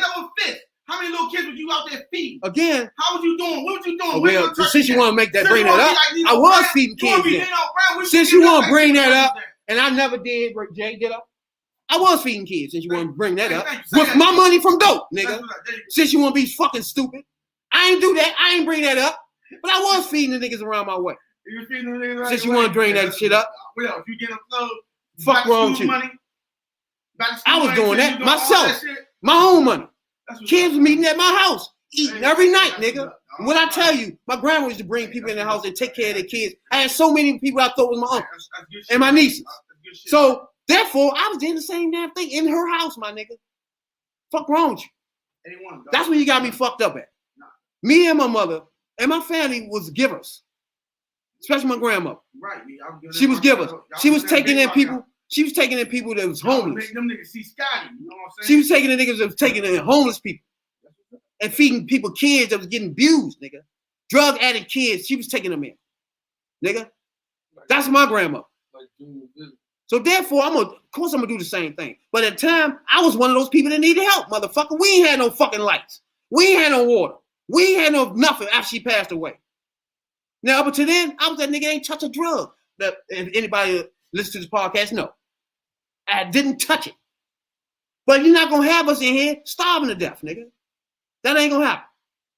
And you ain't gonna tell me I fuck community up, but nigga that sell alcohol, they cool. Nigga that sell Newports, that's cool. Get the fuck out of here. Period. And I sold shit to family members and my mother. I'm not ashamed to say that. So you can tell me I'm doing something to somebody else. I'm doing it, period, nigga. And if I don't give it to them, they gonna get this from somebody else. So that was as simple as that. Right or wrong, Jack? You leave Darth Vader J alone. Fuck out of here. This is the third perspective. You know? Leave that man Darth Vader J I'm a different type of hustler, dope dealer, a nigga that from the streets that ain't ashamed to say what I did. Okay. Simple as that. Okay. There's a lot of people that's on here scared to talk. Maybe a piece of coke here and there, scared to say it. I not only sold coke, I did it for a living, nigga. Okay. I did it for a living. I ain't do it to buy shoes, real. Okay. I didn't do it for that. Yes, I did it for a living. A living, nigga. Okay. To pay taxes on your house. To pay for your water bill, nigga. No. To put clothes on my 5-year-old, 6-year-old little sister. Put clothes on my 14-year-old little brother. That's what it, and keep my mother from going out in the street who was smoking crack and keep her in the house. That was my goal, nigga. And I did all those things. And I would do it again. ASAP. You know? Because nobody helping us. I was going to be a statistic our damn self. We were going to be some starving motherfuckers in a random ass house in D.C. Just like everybody else. After grandma passed away. Wasn't letting it happen, my nigga. See what I'm saying, Jay? It wasn't going to happen. And that's where everybody would live in a Seton Place, Northeast. Y'all know me, you know what I'm saying? And went to McKinley Tech, Langley, you know what I'm saying, dog? I was that nigga that ain't leave the block. Don't give a fuck if it was below zero or snowing or raining. I'm still standing there. Why? Because people's in that house need food and the licenses need to be paid, nigga.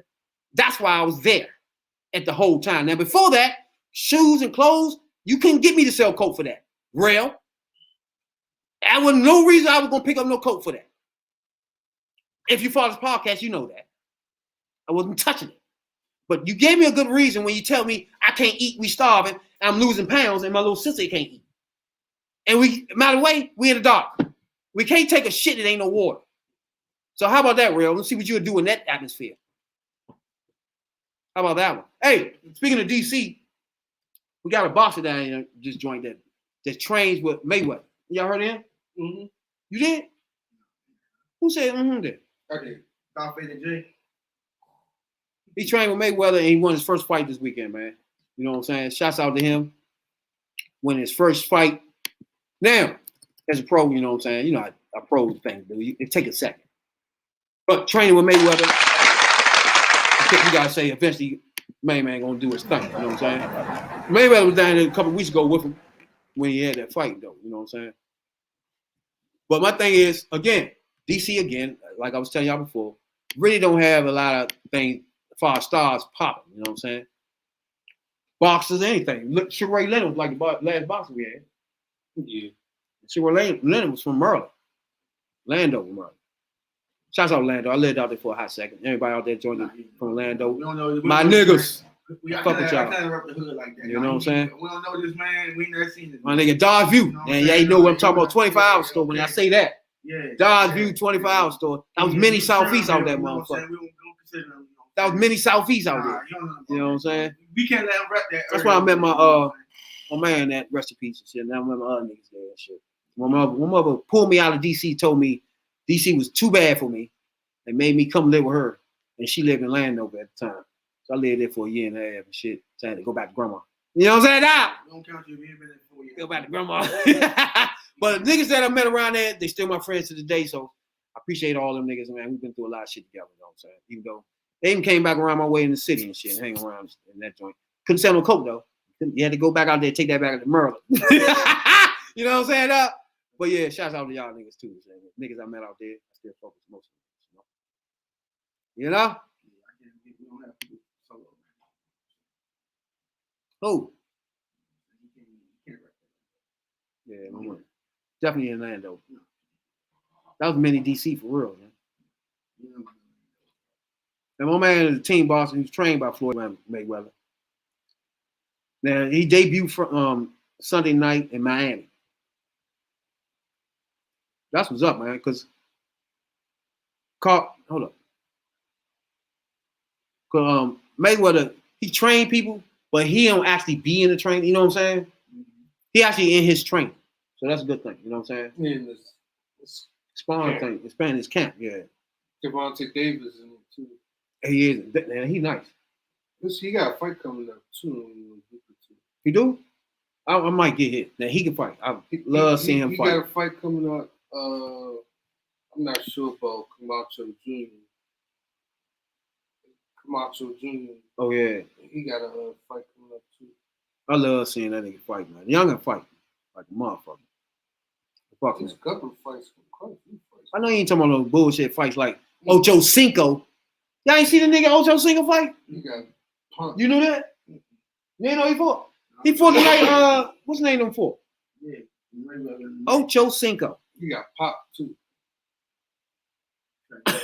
Nah, he held his own. He held his own for a little bit. I watched the fight. He stayed in. Put it like he stayed in. To that one punch hit his ass, knocked his ass out at the end. Yeah. Round the floor. But Ocho Cinco, you did hold your own though. You know what I'm saying? Is that his name still? Yeah. Yeah, these niggas be changing their name and shit. We don't be knowing what their name is. O.J. Cinco ain't number 85. The number. I ain't know that. I didn't even think of that. Yeah. Well, Hackett, man. Jaleel Hackett. He just turned 18 May 11th, so he upcoming boxing in DC. I need everybody to pay attention to him, man. You know what I'm saying? DC native.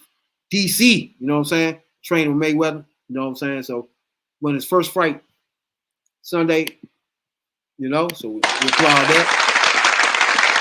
And look forward to him to become champion, you know what I'm saying? Bring that title to DC, dog. Since you on boxing, my cousin run the gym out Oxon Hill boxing gym. You know what I'm saying? He got a lot of number ones coming out there. Manny underage right now. Most of them curving like 17, 18. So I'll be on the lookout. You know what I'm saying? Coach Davis up there, Oxon Hill boxing gym. Yeah, that's what's up. Cause my son, I'm looking for a gym. I'm just looking for a gym too for my son. That's what's up. He's real good. Hold on, where is that? Oxon Hill boxing gym. Yeah, tell him hit me up. My son looking for a gym too. We was about to go out southwest. My cousin. This is joint out southwest. It's a nice joint though. It's a nice boxing joint. You know what I'm saying? But I just want my son to be in the joint. He a little wild, a little young. You know what I'm saying? He like an attitude problem. So I want him to just have control of what he's doing and shit. You know what I'm saying? Me take it on the bag. Yeah, me and being in that joint, you show him shit off. You know what I'm saying? On the bag, he had a bag in his room before the house burned. Anybody don't know my house burned down? I lost my house a couple months ago and shit. Fire. And he had a little punch bag in there. He had all that shit. Punch bag, gloves. He had the kickboxing thing. All that shit. Yeah, I had brought don't buy your girl things like that. Yeah, no, I bought my girl. No, she wanted to be all. A little. I did my girl like that too. I brought her this thing. She kept on whining. Oh, I want exercise and all that shit. I bought her this thing. She get that joint got dust on it. I get her another thing. She wanted for exercise. That joint got dust on it. Then she wanted the thing you wrap around here and some shit. She never used that. Like, then she get mad when I ignore her when she start talking about the weight shit. You know, like, I don't want to keep hearing this shit though, Slim. Then we're a year back. You could have been lost this now. You know what I'm saying? Like, we still talking about that. The shit you want to get now. You know what I'm saying? Like, come on, y'all. But yeah, you gotta be careful with that. You know what I'm saying? I gotta be careful with that. I do want to get my son back and shit. He got the quarantine fat on him and shit. You know what I'm saying? Like everybody got. You know what I'm saying? These little kids sitting at home playing games and shit. You know. So I just want to get back in that. But we was looking for a gym for him to do his boxing. He did a little cross training gym joint. This little nigga was in that joint about to die. I'm thinking it was gonna be that hard because he's young. But shit, I recorded, so I should put that shit up. He almost die in that joint. I can't tell you. It's gonna get easier, dog. Yeah, it's hard to tell him that because I know he died like shit. He's about to fall out. He kept looking at me like, nigga, this ain't working, yo. Like, what is going on? Like, nigga, it gonna get easier though. You know what I'm saying?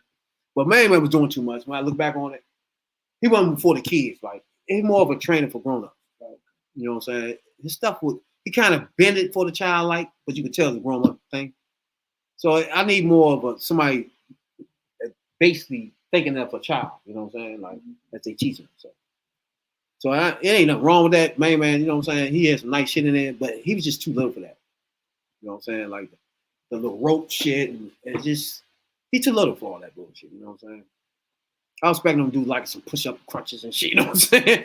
Not to grab all this wild shit, then run and jump back up and run back up, jump back up and all that. Like, and then grab the balls. Like, nah, we doing too much for real younger. Yeah. But if you got your younger in boxing or something, then some of that shit you have to get used to. You know what I'm saying? But I want them to box, but I don't want them to be professional boxers. I just want them to get boxing gets you in shape. You know what I'm saying? And then you can defend yourself too while you're at it. So my little brother used to be I think he had black belt. He won them belts. But when he was little, when he first wanted to do karate, you know, a nigga like me was like, nigga, what the fuck? No fucking karate, you know what I'm saying? I used to go to the joints with him and shit. That shit would look fun as shit. You know, he used to break the little stick. The board joint. And, you know, as time was going on, I used to go to see him. He used to get better and shit. Like, damn. Man, if he say, boy, don't get Yeah. Let's see, they fight is in July 20. Who? Oh, Tyson Fury and Deontay Wilder. what y'all think about that fight rather than Deontay?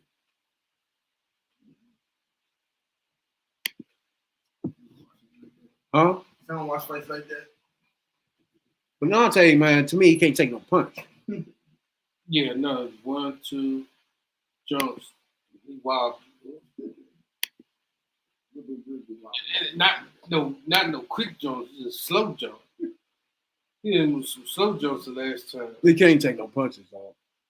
That's his only problem. And bust his fucking ears on him. And then the white boy, I mean, he not no beast or nothing, but he a good boxer, you know what I'm saying? And he good with the punches. And man, I think he's gonna get knocked out again, for real. So too, when he put no weight on him, he's still the same way he was when he came in that other Fuck fight. yeah, he done. He done. Because the Tyson Fury had like 40 pounds over his head. Hell yeah. And then when he punched Tyson Fury just look at him. You couldn't feel that shit. You gotta put some weight on yourself. You know? Get your weight up, boy. Like shit. Now, I think that it's gonna be a good fight though. You got that fight. You got Davis fight. Devontae Davis, June 26th. Those are big name fights. There's a bunch of other little fights too. Exhibition fight. Julio Cesar Chavez Sr.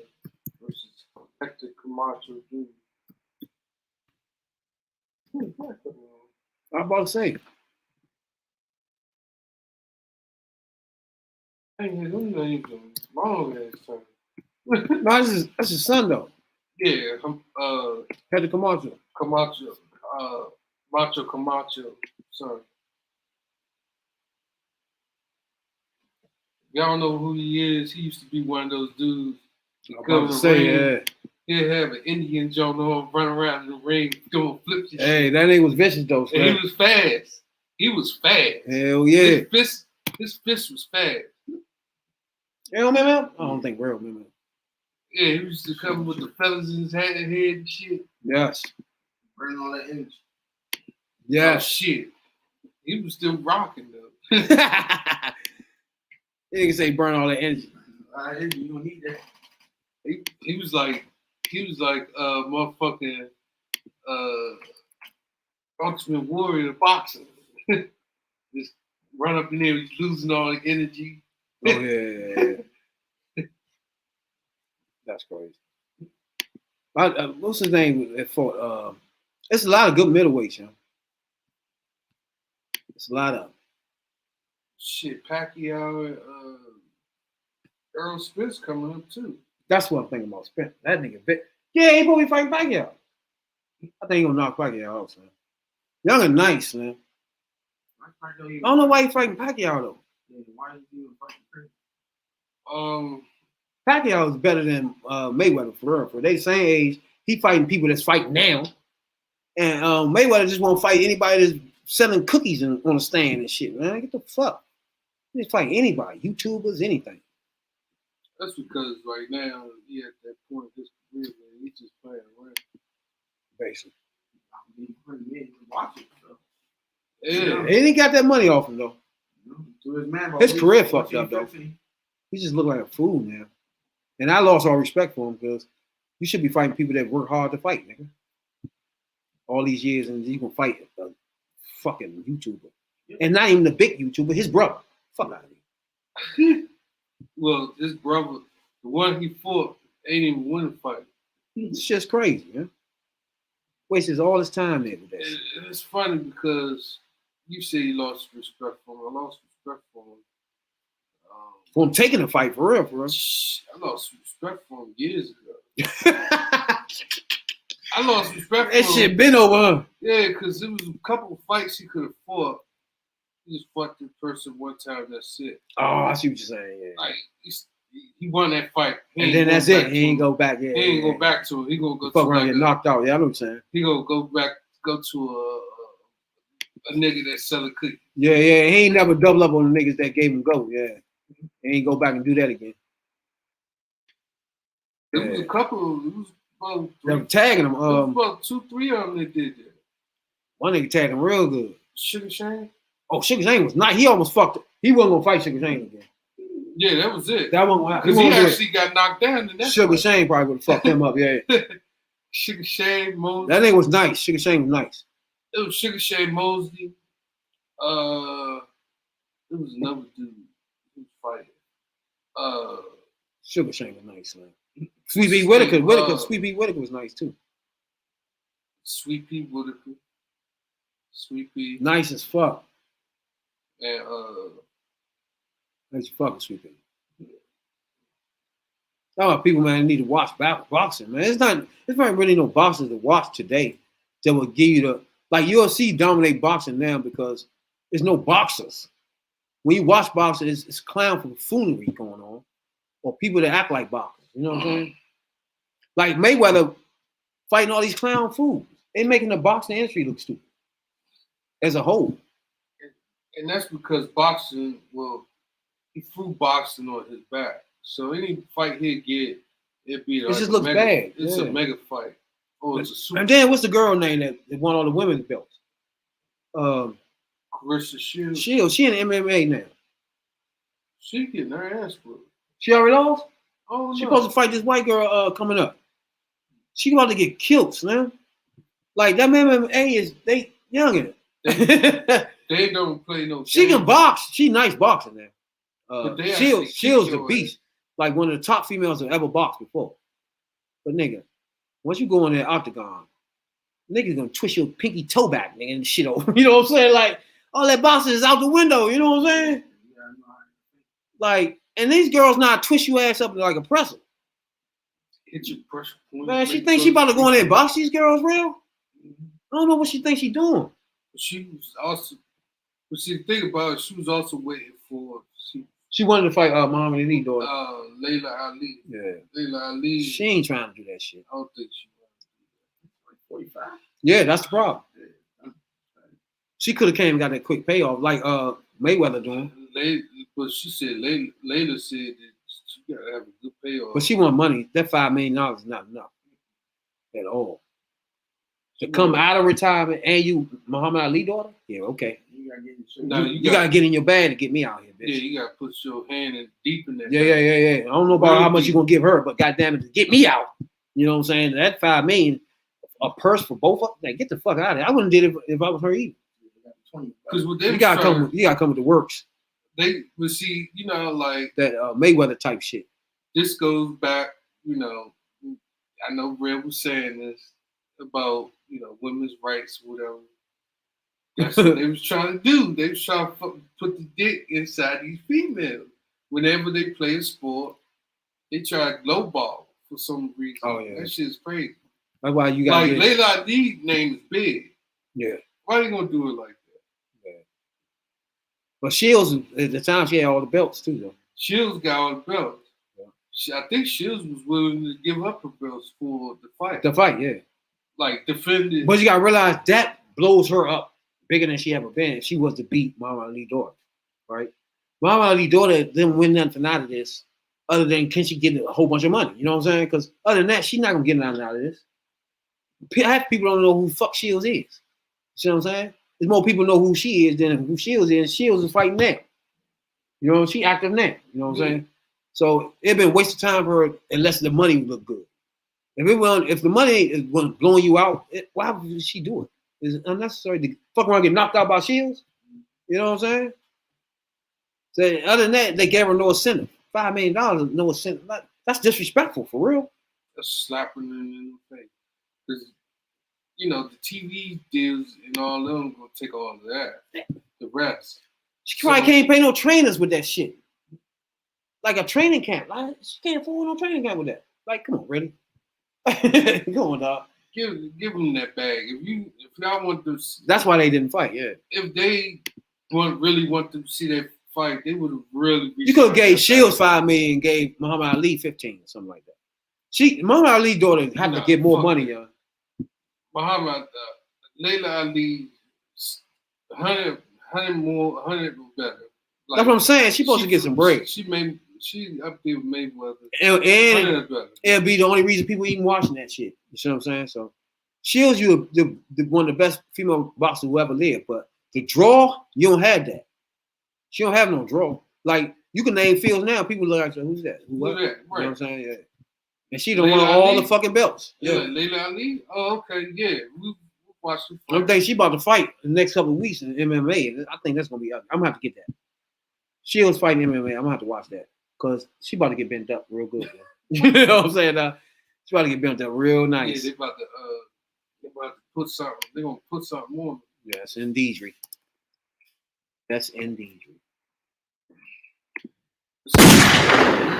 They run out of people to fight. Next thing you know, they jump into MMA, UFC. Yeah. That's what I'm saying. That you true. Because she can get a bigger bag than that $5 million in UFC, for real. UFC people start jumping boxing or wrestling. What's the girl name? Ronda Rousey. Yeah, she jumped in wrestling. Because she got fucked up, yeah. Brock Lesnar started wrestling, went to football, couldn't cut it dead. He won the belt, though. He beat one of them niggas in the UFC joint. He was some shit, though. Once they really start fighting people, because once they come from the wrestling, they get put into the big fighters already. Right. So they ain't come up, you know what I'm saying? So once they start fighting more fighters, they start getting their ass whooped. So Ronda Rousey got her ass whipped. I think that was her last fight. I think she stopped and started wrestling full time. Yeah. I mean, that girl whipped her ass, though. She got She had caught PS. Oh my God. PST. That was a whipping right there, son. And she's talking about the towel need to be thrown in. That's how that type of shit was. And then she was talking about committing suicide. Yeah, the towel had to go in, man. Huh? She was talking about committing suicide after that. Yeah. The towel, they had to throw the towel. They didn't throw it in though. You know what I'm saying? You gotta throw towel. If I'm it gotta be some time we gotta throw that towel in, dog. You can't sit there and watch your man just take an ass whipping. You know what I'm saying, dog? Especially he ain't defending himself or nothing. Like, come on, man. You can't do that. You know what I'm saying? That's notice people don't throw the towel in that much.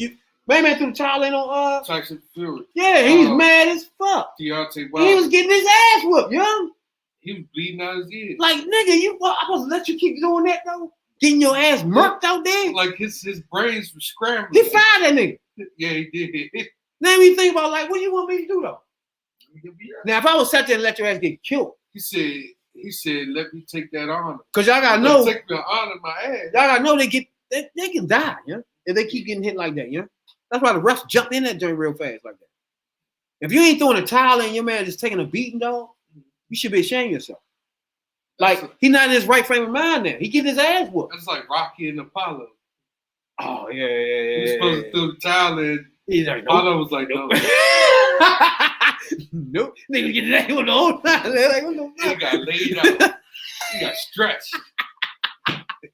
Like, man, what happened to the towel, motherfucker? What the fuck wrong with you? He was like, no, don't throw that It's towel. better than getting knocked completely out this bitch. Fuck wrong with you? All you had to do was just now, after he laid out like that, next thing they had to do was call the morgue people and chalk his body. For sure. He was done. That was some wild shit, man. That was some wild shit. But Wilder, he was hanging in there. He was just about to, he was about to get towed up. He was like, nah, throw that towel. Too towel, yeah. But I know, because of the fights that he was getting, I can understand somebody being mad when you throw towel in, but nigga, I can't sit there and watch you doing that, yeah. He was rushing the people, his fighters. Everybody he was fighting against, he was rushing. boop, boop, boop. Hit him a couple times because he didn't really get hit. Yeah. Tyson Fury, he put like 40 pounds on it. Tyson Fury was like fucking 380 or 280. He was bigger than him, yeah. He was like 280 or 380 or something More like than that. 20 million people. He put like 40, 50 pounds on his ass. Shit's crazy.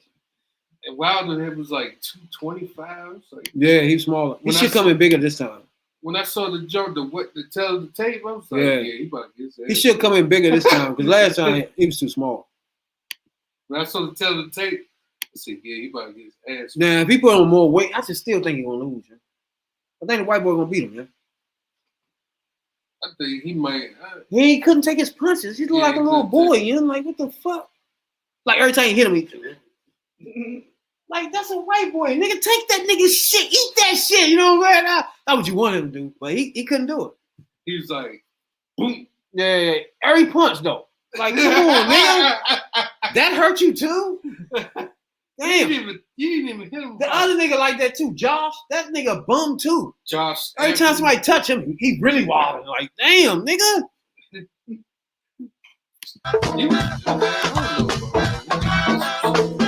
Exactly. That is. In the ring. Shouts out to everybody that tunes into the podcast. You know what I'm saying? Appreciate you coming in. We had a special guest tonight, Matthew Fogg. You know what I'm saying? Retired U.S. Marshal. He gave us a lot of little insights and things that niggas like me. See, that normally I have a conversation with cops, and I had 2 conversations with cops since I had this podcast. A new life for me. You know what I'm saying? Now. Everybody tuning in right now. We appreciate you on Spotify, Google Podcasts, Apple Podcasts, Twitch, Twitter, Facebook, YouTube, the whole 9. We appreciate everybody. Y'all got something to say before we leave out here, player? Y'all trying to get the party going on a little bit, man. You know, the whole damn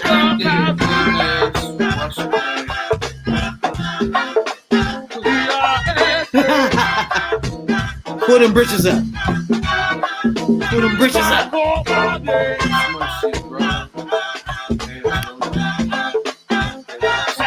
June 10th. You know what I'm saying? 1865, Negro. You know. Shouts out to everybody, man. We appreciate y'all, man. Y'all got us at 9,200 downplays, somewhere never dreamed of. You know what I'm saying, dog? So on the race to 10,000 downplays, which should be coming up soon. You know what I'm saying, dog? 10,000 we'll be trying to get to. Jay, downplays. You know what I'm saying, dog? Fuck y'all, cicadas. You know what I'm saying? Keep hitting my windshield and shit, man. Damn. I'm going to some rain and start coming out the window on y'all. Hey, where you at? Fuck all my shit, what? All that. I got me caught up there. Someone said, oh shit, I jumped back out the jump right here, man. I go to the shop, one was on my back right here. Everybody was like, it's on your back. Oh shit. I went back out the door though, man. I went back out there and got off. I was like, oh shit. You don't even know what them joints on you. Like, what the fuck? Yeah. Nigga be coming in the windshield, smash. Got a little spot right there now and shit. I drive there. I'm a driver, so them joints sit on this shit. No homo. Oh my God. Thank you though, man. We appreciate y'all, dog. The Radical Real. The J. You know we y'all can catch us Sundays and Wednesdays live. And you can go to your Spotify, Google Podcasts, and catch us all the time. Fresh episodes up every Tuesday. You know what I'm saying? So we appreciate y'all a whole lot. Thank you. You know what I'm saying, dog? On the way to 10G. You know? Hey. Appreciate you, Mr. Officer Fogg.